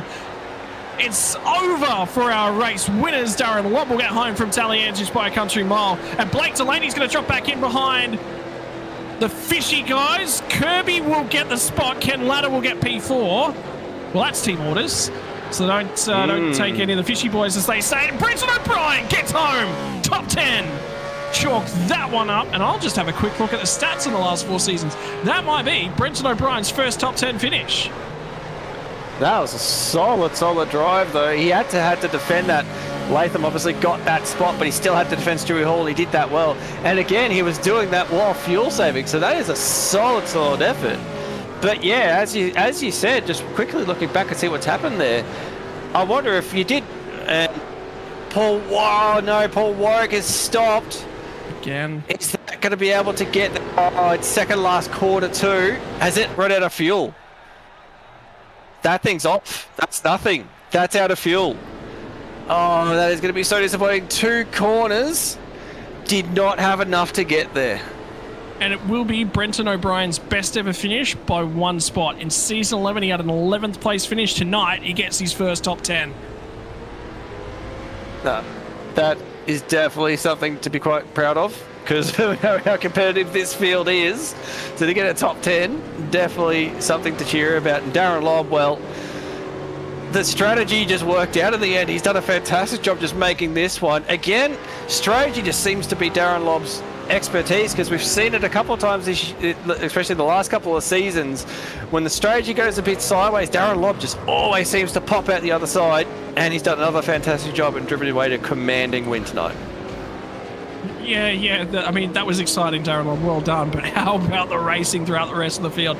It's up 10, and there's a man in this that's going to celebrate like it's his first ever win in an event. He's going to be celebrating it like nothing. Well, he's just going to go mad. Darren Long's going to take your race win from Mike Talianchich. Dave Kirby gets the podium. Ken Ladder from Blake Delaney. I wonder whether or not Blake Delaney had enough fuel to get home. Should have been fine. Damien Cairns will nick a spot on the final lap of the race over Rob Crisdale, who went in a little bit deep to that bus stop. Troy Stone Street all got through, and Crisdale finishes 8. John Latham recovers to P number 9 after having a quick car through a large period of the race. Brenton O'Brien celebrates a top 10 finish, and the best of the ERT drivers. He will be championing that one over the rest of their heads for many weeks to come. Stewie Hall from Jamie McKnight, 11th and 12th. This battle between McKnight, Stewart, and Chad Lewis was also quite stout. Matt Vanderkar gets by a bunch of drivers in that final lap. When they come to the flag, he will be in 15th. It was Scott McCune who started that lap in 15th. McCune drops 2 to 17th, and Dean Flavell splits the difference. Rick Vigor from Dan Hall dropping very, very late on that one, and Damien Cross home in 20th, Mets. Yep, and we'll flick over to P21. Robbie Griffiths having that late pit stop, was in that battle for P4. Comes home 21st. Scotty Van Loon, solid effort into P22. Murray Raleigh will come home in 23rd. Rick Zebra showed so much potential tonight, unfortunately finishing up in 24th place. Travis Hunt, another one who was there or thereabouts, unfortunately down the pack. Paul Burns in P26. Craig Friend coming home in 27th. Ricky Hyde coming home in 28th. Greg Sharp, who I think that was actually involved in that late race incident, dropping down to 29th spot. Christian Smart with a late race penalty falling to 30th position. We'll flick over the sheet. Nick Ward home in 31st spot. 32nd will be Chris Miller, another one that was running up the front all tonight, walking away with not the result he wanted. Michael Quain, a solid defensive effort tonight, but unfortunately does not come away with a result for it. Paul Warwick, Paul has been in the wars tonight, but still will come home a lap down, but still classified. Darren Cosby, another lap down as well. And we see Chris Blanchard 2 laps down in 36. Jeff Thomas was able to get back going again, 4 laps down. David Nash, what could have been, had phenomenal pace, was running up front all night, coming home 38, 12 laps down. And Stephen Candy, Brenton Nitschke starting to be your DNFers as well. So solid effort with all involved, but yeah, there's definitely walking away with a few sore people tonight with potentially what results could have been there and just not able to get them at the end of the day. Yeah, we're going to go to a couple of little replays here. We'll flick our eyes up and down the field because there was a lot that unfolded on that last lap of the race. There was multiple changes of position in multiple different sections of the racetrack. So in terms of things, we're going to first take a look at what happened at Dan Hall. This is for him and Jamie McKnight. This was the battle, I think, around 15th spot. It was Dan who just lit it up all on his own, so no one toward there. And unfortunately for him, when she bounced off the wall, facing the wrong direction as well. He's going to have a whole swarm of race cars coming his way. Chad Lewis was his teammate, was the first among them, gets down and through there. And then this all kicks off as they get down here and into the boot. It was the 747 of Greg Sharp. It wasn't Blanchard. I thought it was. And unfortunately for Greg Sharp, facing the wrong direction down at the toe of the boot. And then Paul Warwick. Yeah, that looks like he's going to run out of fuel. Oh no, if that hadn't happened. I don't think he would make it. It's coughing. Yeah, it's coughing. That's done. That was never going to get there at the end. So close as well, but not there. And I'm being told as well that Rob Crisdale, who finished deep inside the top 10, was actually very tight on fuel as well. So there was a number of drivers who were hanging on by the skin of their teeth. It was him. He didn't get a whack. Was that a downshift?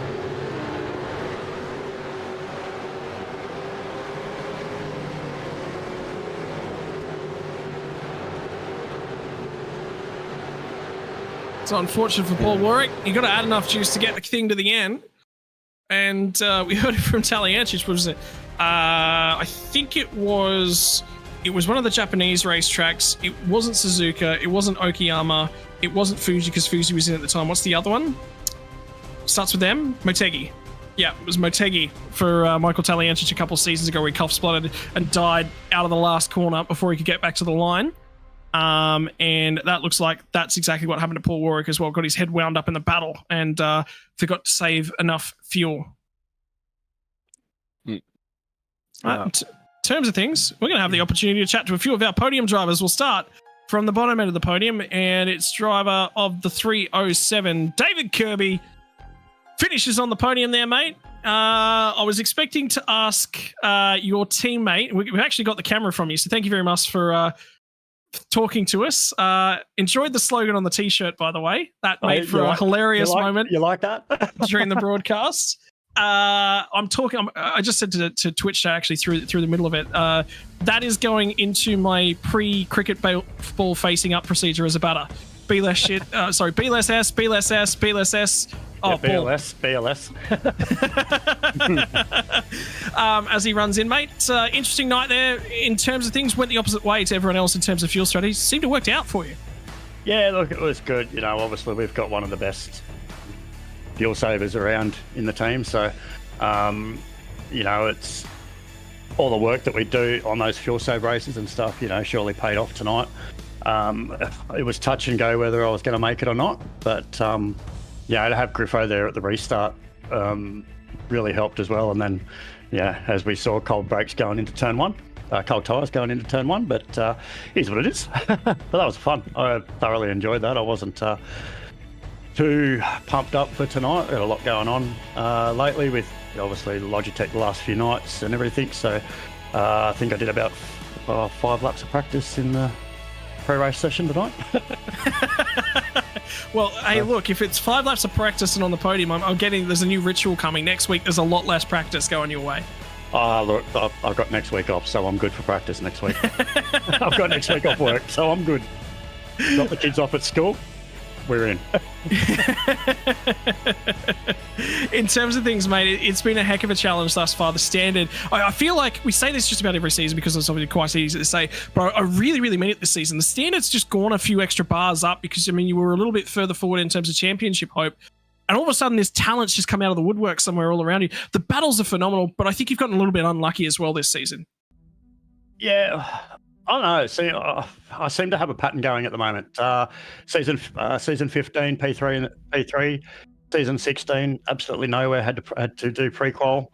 And then obviously last season, P2. So seems to be good, bad, good, bad, good, bad. So, but yeah, early rounds, had a bit of bad luck. Had a few mistakes of my own as well. Haven't really started all that well.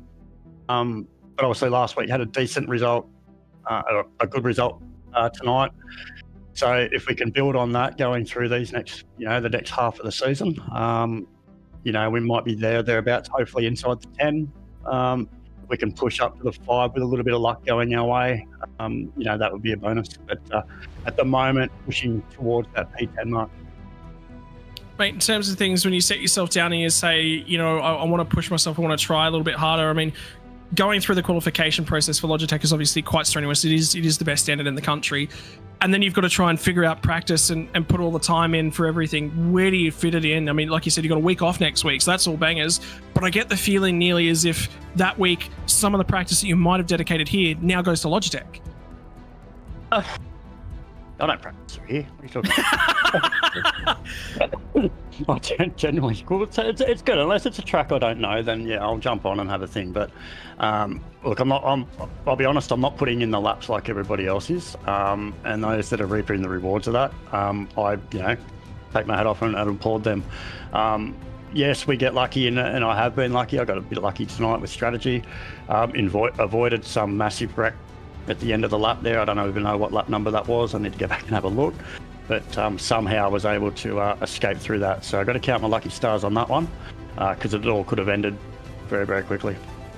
But look, yeah, we'll move forward and no idea where we are next week, but I'll check it. Zandvoort.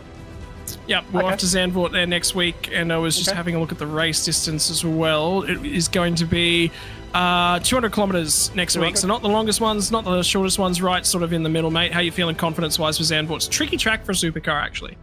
It is. I have done some laps around there when it was re-released after the rescan. Fantastic. But look, I love it. You know, the banking, turn 3, I think it is, or turn 4, that little bowl there, that's a lot of fun.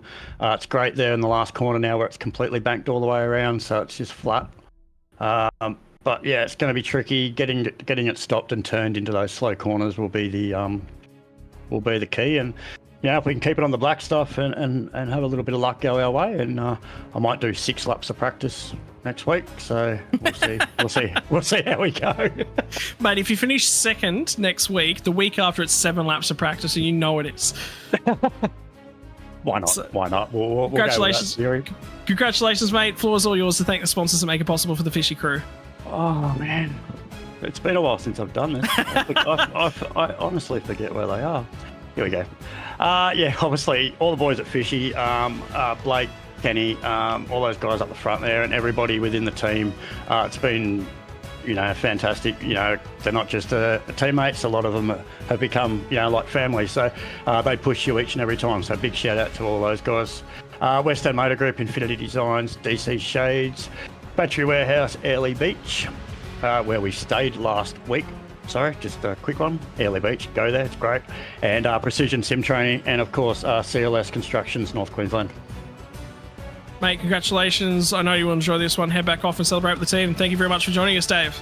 Thanks, Scotty. Thanks, boys. Thanks, Simon. Have a great night, brother. We'll see you again next week. Ciao. Biz, I believe you've got the driver of the 21, last season's champion. It is Michael Taliancic and Simon Mazzomo for a bit of a chat. Congrats, solid effort tonight, Tally. Bringing home P2, and yeah, we're just over the halfway point in the championship. You find yourself in the lead, but crucially, we had a bit of a chat to it tonight, but crucially, a few more points on the board compared to Ken Latta. So on the run home, so to speak, it must be good coming out here with a little bit of a points advantage. Yeah, it's always good to have a bit of a points advantage, but Ken has kept the championship really, really close. It's a lot closer than I thought it would be, but it's good. It keeps it interesting. He's doing really, really well this season. His qualifying the last 2 weeks weren't too great, but he's still delivered in the race. Like last week, he was like 1 spot behind me after starting last, and this week he's only 2 spots behind, starting in the mid-pack. To be honest, I'd rather start last than in the mid-pack. It's scary stuff. Yeah, no, absolutely. We're sort of thinking about that one. It's very easy to get caught up in something, but especially very early on. But we saw a little bit of a reverse happen there. All the action seemed to happen off that last safety car, and you said you found both yourselves in that same situation. You were sort of just outside the top 10. You had to sort of fight your way back, and like I said, it was a critical drive. The strategies were just all over the shop. It was really hard to predict where people were going, and when you found yourself in that spot, obviously your thought process would have been get as far forward as you can. Did you imagine that you would have got yourself back onto P2 on the podium at that point? I looked through the list and I was pretty confident based on what I had perceived most people's strategies were. I thought that I was going to get back to P2 as long as I didn't stuff up and put it in the wall or something silly. Yeah, my concern was I wanted to like have a good shot at P1, but I knew Darren was just going to walk away with it. I don't think there was much in the difference of our pace, but he just got the strategy a lot better tonight. That's it. It definitely is playing a big factor, just that strategy. But from your sort of seat, were you sort of able to put that together and figure out where everyone was going? We were sort of sitting here scratching our heads a little bit, but you know, everyone was going on different tangents. Were you fairly confident even coming up to that final safety car? Were you fairly confident you were in the right track to get the result? I was more confident until we got that safety car. Like that was sort of like really poor timing for me. But for a start, like when Darren went into the pits, I thought he was making the wrong call. I thought he was going to be out of the race the moment he did that.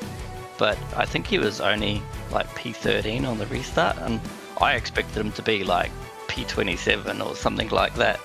So he actually had a lot better track position than I thought. And then that next safety car, I just got onto P1 and then it was called immediately because like my mindset was like I have track position, I'm up the front, and I was really confident on my old tyre pace, and I was just like, I need to make up the difference on the tyres, and he was still back in the pack, and unfortunately with that safety car it sent him into a better track position, and I went back, and it was all on me to push through the pack and just get where I got.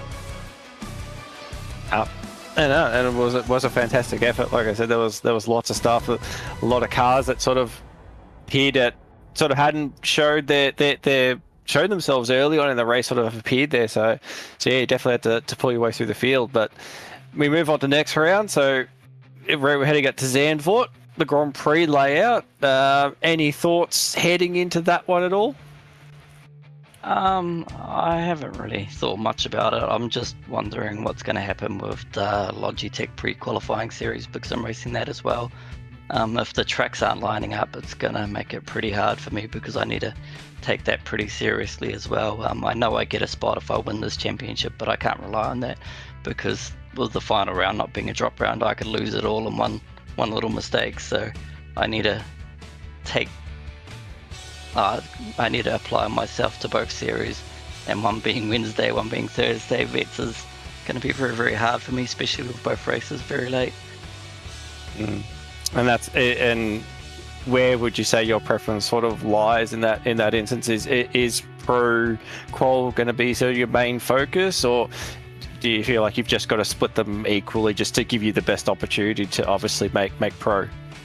To be honest, it'll probably be on pre-qualifying.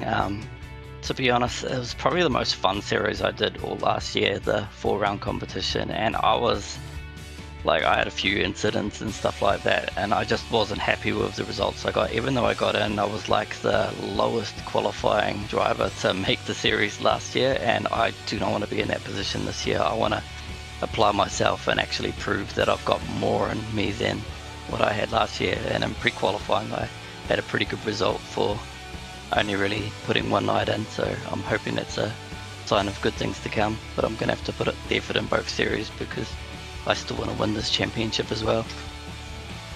Absolutely. Well, so far it's been a fantastic effort. You've shown definitely got the pace this year, so be rooting for you to get in. You definitely deserve a spot in pro. But yeah, obviously good result tonight. And who do you want to thank for obviously getting the result tonight? First off, I'd just like to congratulate Darren and Dave.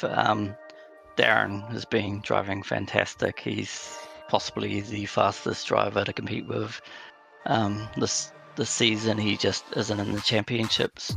I'd probably be practicing a lot harder if he was in the championship, because I don't know, he just has phenomenal pace. And he seems to be making really good strategy calls and everything. So I'm gonna have to try and take it to him for the rest of the season, even if he isn't in the championship, because I do want to have a good battle with him. And yeah, I'd just like to thank Logitech, Altus Engineering, RaceTech New Zealand, and VRS, and just a big shout out to everyone that runs this series. Nice, congrats again, and yeah, obviously good luck for Pro Qual, and yeah, hopefully we'll see you back in there next season. Thanks, guys. And believe Scotty has managed to find his way to Darren Lobb, who will chat to who has our race winner tonight. I do. I've got the big man on standby lobby. He's got his microphone muted at the moment. We do have our favourite South African companion. Mate, that turned out to be a little bit easy in the end. We sort of didn't pay all that much attention to. The rest of the field went nuts. You might have to go back and watch the broadcast again, because you'll never see yourself, but you will see everyone else going on, mate. Pretty cruisy up front tonight. Yeah, it was. That's kind of why I was a little bit hesitant when you asked me about Watkins last week, because it becomes a bit of a draft fest in these cars. So you need some interesting strategy stuff to spice up the racing. So I was kind of hoping I wanted to get pole tonight, and Mike did a bloody good job. That quali lap of his was really good. And then it was, he had a lead, and I figured I'll just follow, and I was saving heaps of fuel behind him. So that kind of, unless anything serious came out of that kind of wrote the way the race would go, but then that sequence of safety cars made it pretty interesting. So we kind of had split strategy, and yeah, it worked out quite nicely. I was really hoping I could take my mate David Dash along, because I reckon him and I were in for at least a 1-2, but he looks like he was one of those blokes that was caught up in the mayhem of the incessant race control calls towards the end of that race. I nearly bloody muted the radio. Well, yeah, it was coming thick and fast towards the back end of the race, mate. In terms of things, what's the partnership and the relationship been like over there with David Nash of late? Have you actually been chatting to his teammate Matthew Scholes as well? Has it sort of been the three of you guys chatting together, or? No, Scalzi doesn't actually jump in with us. I actually, I think him and a couple of guys try to jump in and do a bit of the Pro Series qualifying the other night. So I jumped in. I've only caught up with Scalzi once in Discord, and they were all frothing laps at Phillip Island and Winton at, like, basically the track is lava conditions, like 54-degree track temp and 64 degrees or something. So it wasn't a pleasant conversation with them, let's put it that way. I was happy as could be watching the tennis, and they were all pretty damn sulky. But no, he doesn't jump in with us. But yeah, David's a great guy in Discord. He's really coming along nicely, and in the league and driving the supercars in general. And Watkins, he actually goes pretty good in Watkins. But yeah, one of the little rubs of salt that I gave him tonight just before I jumped in here was, so David, tell me what you learned tonight. Yeah, what was the answer? Come on, there's got to be something good from Nashi.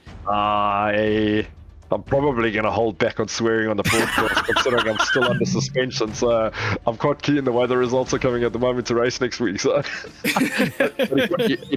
he basically told me to go look for my back tire somewhere. So. Mate, let's talk a little bit about you and race control, because it's obviously a little bit of a sensitive topic at the moment. There's a little bit of a disagreement. Do you want to?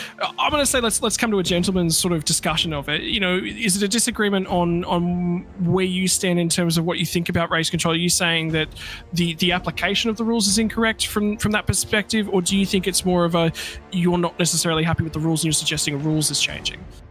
No, no, it's not, and it's I don't know why everyone tends to make this stuff so personal. I have no doubt the race control guys are great guys outside of iRacing and iRacing in real life, whatever the case is. But we're racing arguably a league that, whether it intends to or not, it sells itself as the most professional, supercar league for over 40s in Australasia.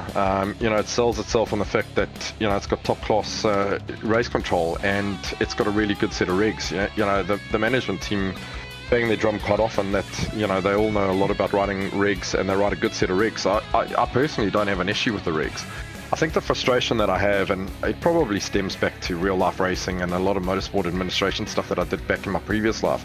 If you've got a set of rules, you have to apply them consistently, and you have to apply them across the board to everybody. You're going to get it wrong. Race control's a thankless job. We all know that. Nobody makes money out of it, whether the guys get paid, whether they don't. But the least you can do in race control is apply the regulations consistently across the board. And yeah, whether I get cuffed for this comment again tonight, I don't believe race control are doing it. So it's nothing personal to the guys in their individual capacities. Like I said, they're probably great guys, but I don't agree with the consistency of the application of the regulations. So I don't think there's a need to redraft regulations. I think the simpler the better. I think it's we've actually just got to get to a point that we're applying them consistently, whether the drivers like it or not. See, that's why I like discussing it. And I've had a few discussions like this with you over the time that we've actually raced together as well. And this is why I like talking to you about it, because I know when you're sat down and you're out of the emotional state as well, you give a really good feedback. It's going, there's probably some tightening up here in terms of the consistency of how this is applied. I love the responses because it's open, it's honest, directed. It's saying, hey man, I want to make this better. I think we can do this better. And I like that front to it, mate. Floor is all yours to thank things that make it possible for you before we let you go for the evening. Yeah, just a big thanks to our boys at DPR back in Oz. We jumped on the stream again tonight. They were a lot more helpful with strategy and all sorts of things than they were last week. That's actually a joke. They weren't. But yeah, just thanks to my team. Thanks to Barry Manon from Manon Racing Products here in New Zealand. And of course to you guys for putting on a bloody entertaining stream and talking through our pixel racing so our friends can all watch us be famous on iRacing. Well, mate, Mez has actually just piped up in the background, and he's actually said he's got one more question for you. So, Simon Mazomo, your opportunity to be a fanboy of Darren Lobb. Mez, it better be a good one, man. I'm always a fanboy. Let's be honest. I'm always puppeting him up during the races. But no, we are talking about the way the rules and applications, rules and that stuff are being done, and I kind of want to get your perspective on this too, because listening to the way you've something has been really good. Little plug. There might be a major league that I've taken over for this season, or me and Dan have taken over for this season.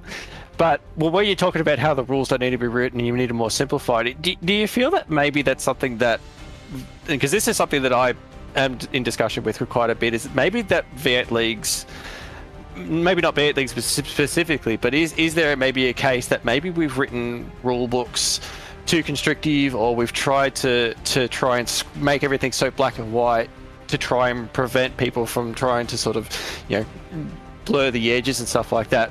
Maybe do we need to pull back a bit on the rules and how we're applying them to make the racing, or do we not have in those situations where we're looking at rules and basically saying, no, they're not being applied correctly? That's a bloody good question, and I think in the context of you asking the question, I'm probably going to have a slightly different answer to the one that I gave Scotty earlier in terms of our league and what's frustrating me with vets at the moment. It's when you look at the incredible professional league, the top supercar leagues in New Zealand, not the one let's say Oz and New Zealand, not the ones that are limiting drivers based on, let's call it this, on age.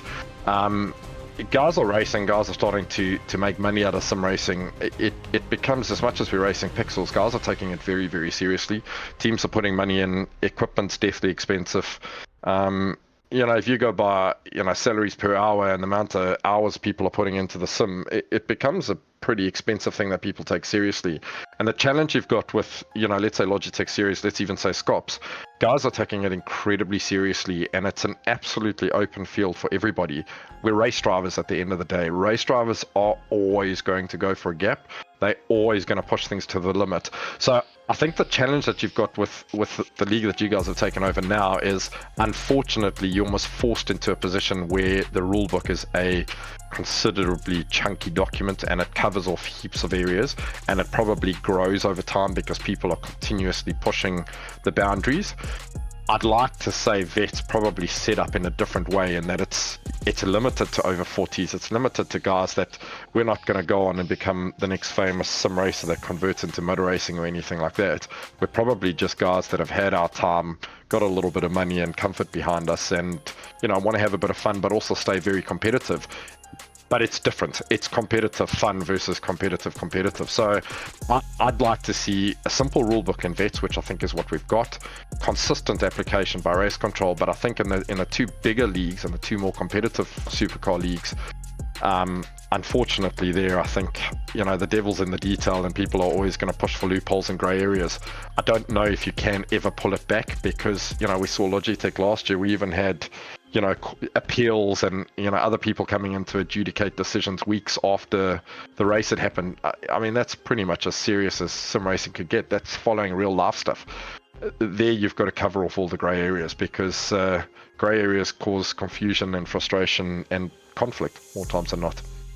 It's interesting. Very, very interesting points, and a lot to cover off. It's very long-winded, man. I can't even remember what the question was. You ask me dark questions online at 1:10 in the morning, man. No, it's good. There needs to be a whole podcast about that question. It's actually something. I think one of the greatest questions that we have in sim racing motorsport is: are we a game? Are we a sim? Are we trying to mirror real life? And there is 20 different directions you can take that question. And I think what you've just outlined is absolutely one of those. And it's also a difference in the way that you approach the racing. You're here for fun. Yes, wins, yes, results, they're great, and that's what I'm chasing, but I'm here for fun first and primarily. And you're targeting, and are you the target audience for this league? Well, yes, I think you probably are, and that's as high as you really want to go, and I think that's your answer reflected that as well. There's a couple of really important points. Yeah, absolutely. And I'd love to jump, I would have loved to jump in and do Logitech Pro and try qualify and that sort of thing. The reality is I just can't put the time in to do it. I think my mind still thinks I'm as competitive in motor racing as what I was probably in my 20s. The reality is I'm not anymore. Well, let's put it this way, the talent is just not as good anymore. So I have to come about it with a different way and have a bit of fun. But I still, when you sit on a slot line and the lights turn on, you're a racer at the end of the day. I'll probably say that generalize to the top half of Split 1 or even the whole of Split 1. I mean, everybody races, but Split 1 generally takes it more serious than most other people. Would you put your hand up and take a season off to help with race controlling within vets? Is that something you would be open to doing?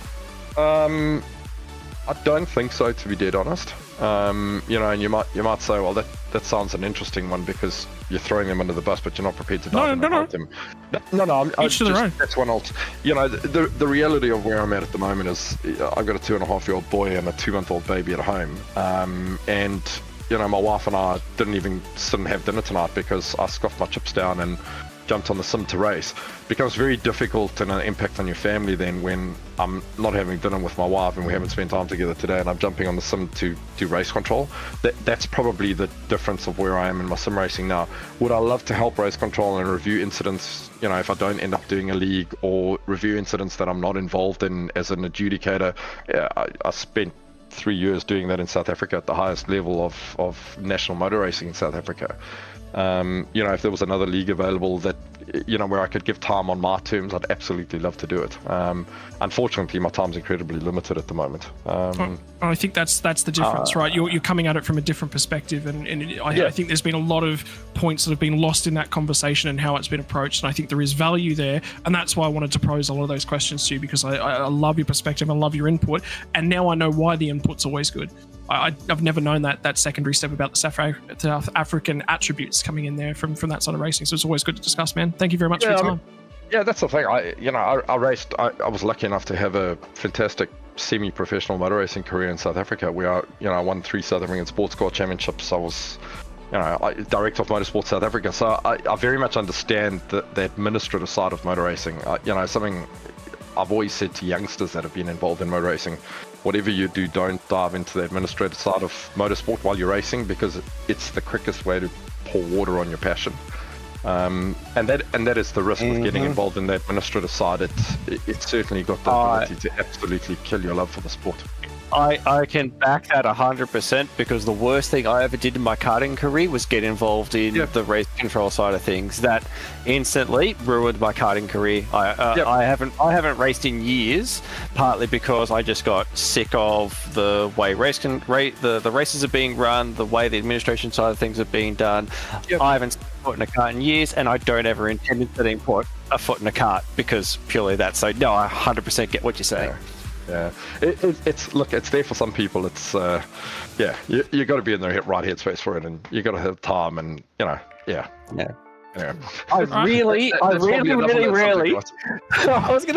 really need to hurry up and get this podcast idea. I've been mulling over in my head for a long time, and I need to get Darren onto it, because I think this is a conversation we need to have. There is a lot of stuff that we could get into.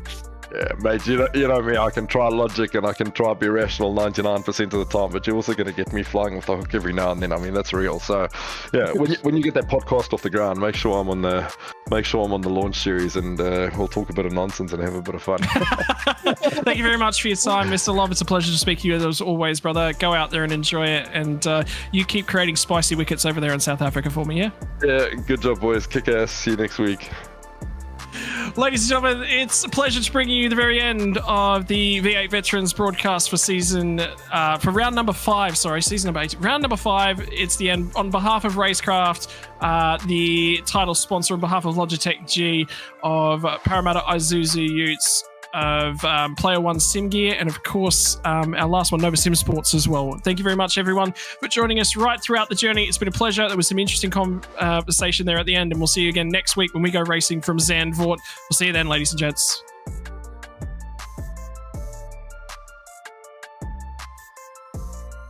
Racing isn't easy, but experiencing it is. iRacing puts you in the driver's seat with the industry's leading sim racing game. Drive on laser scan replicas of the greatest racing circuits from around the world. Go head to head against other drivers chosen by skill-based matchmaking to ensure competitive racing at every level. Compete across all your favorite series. In officially licensed cars, engineered to deliver the most accurate driving experience possible.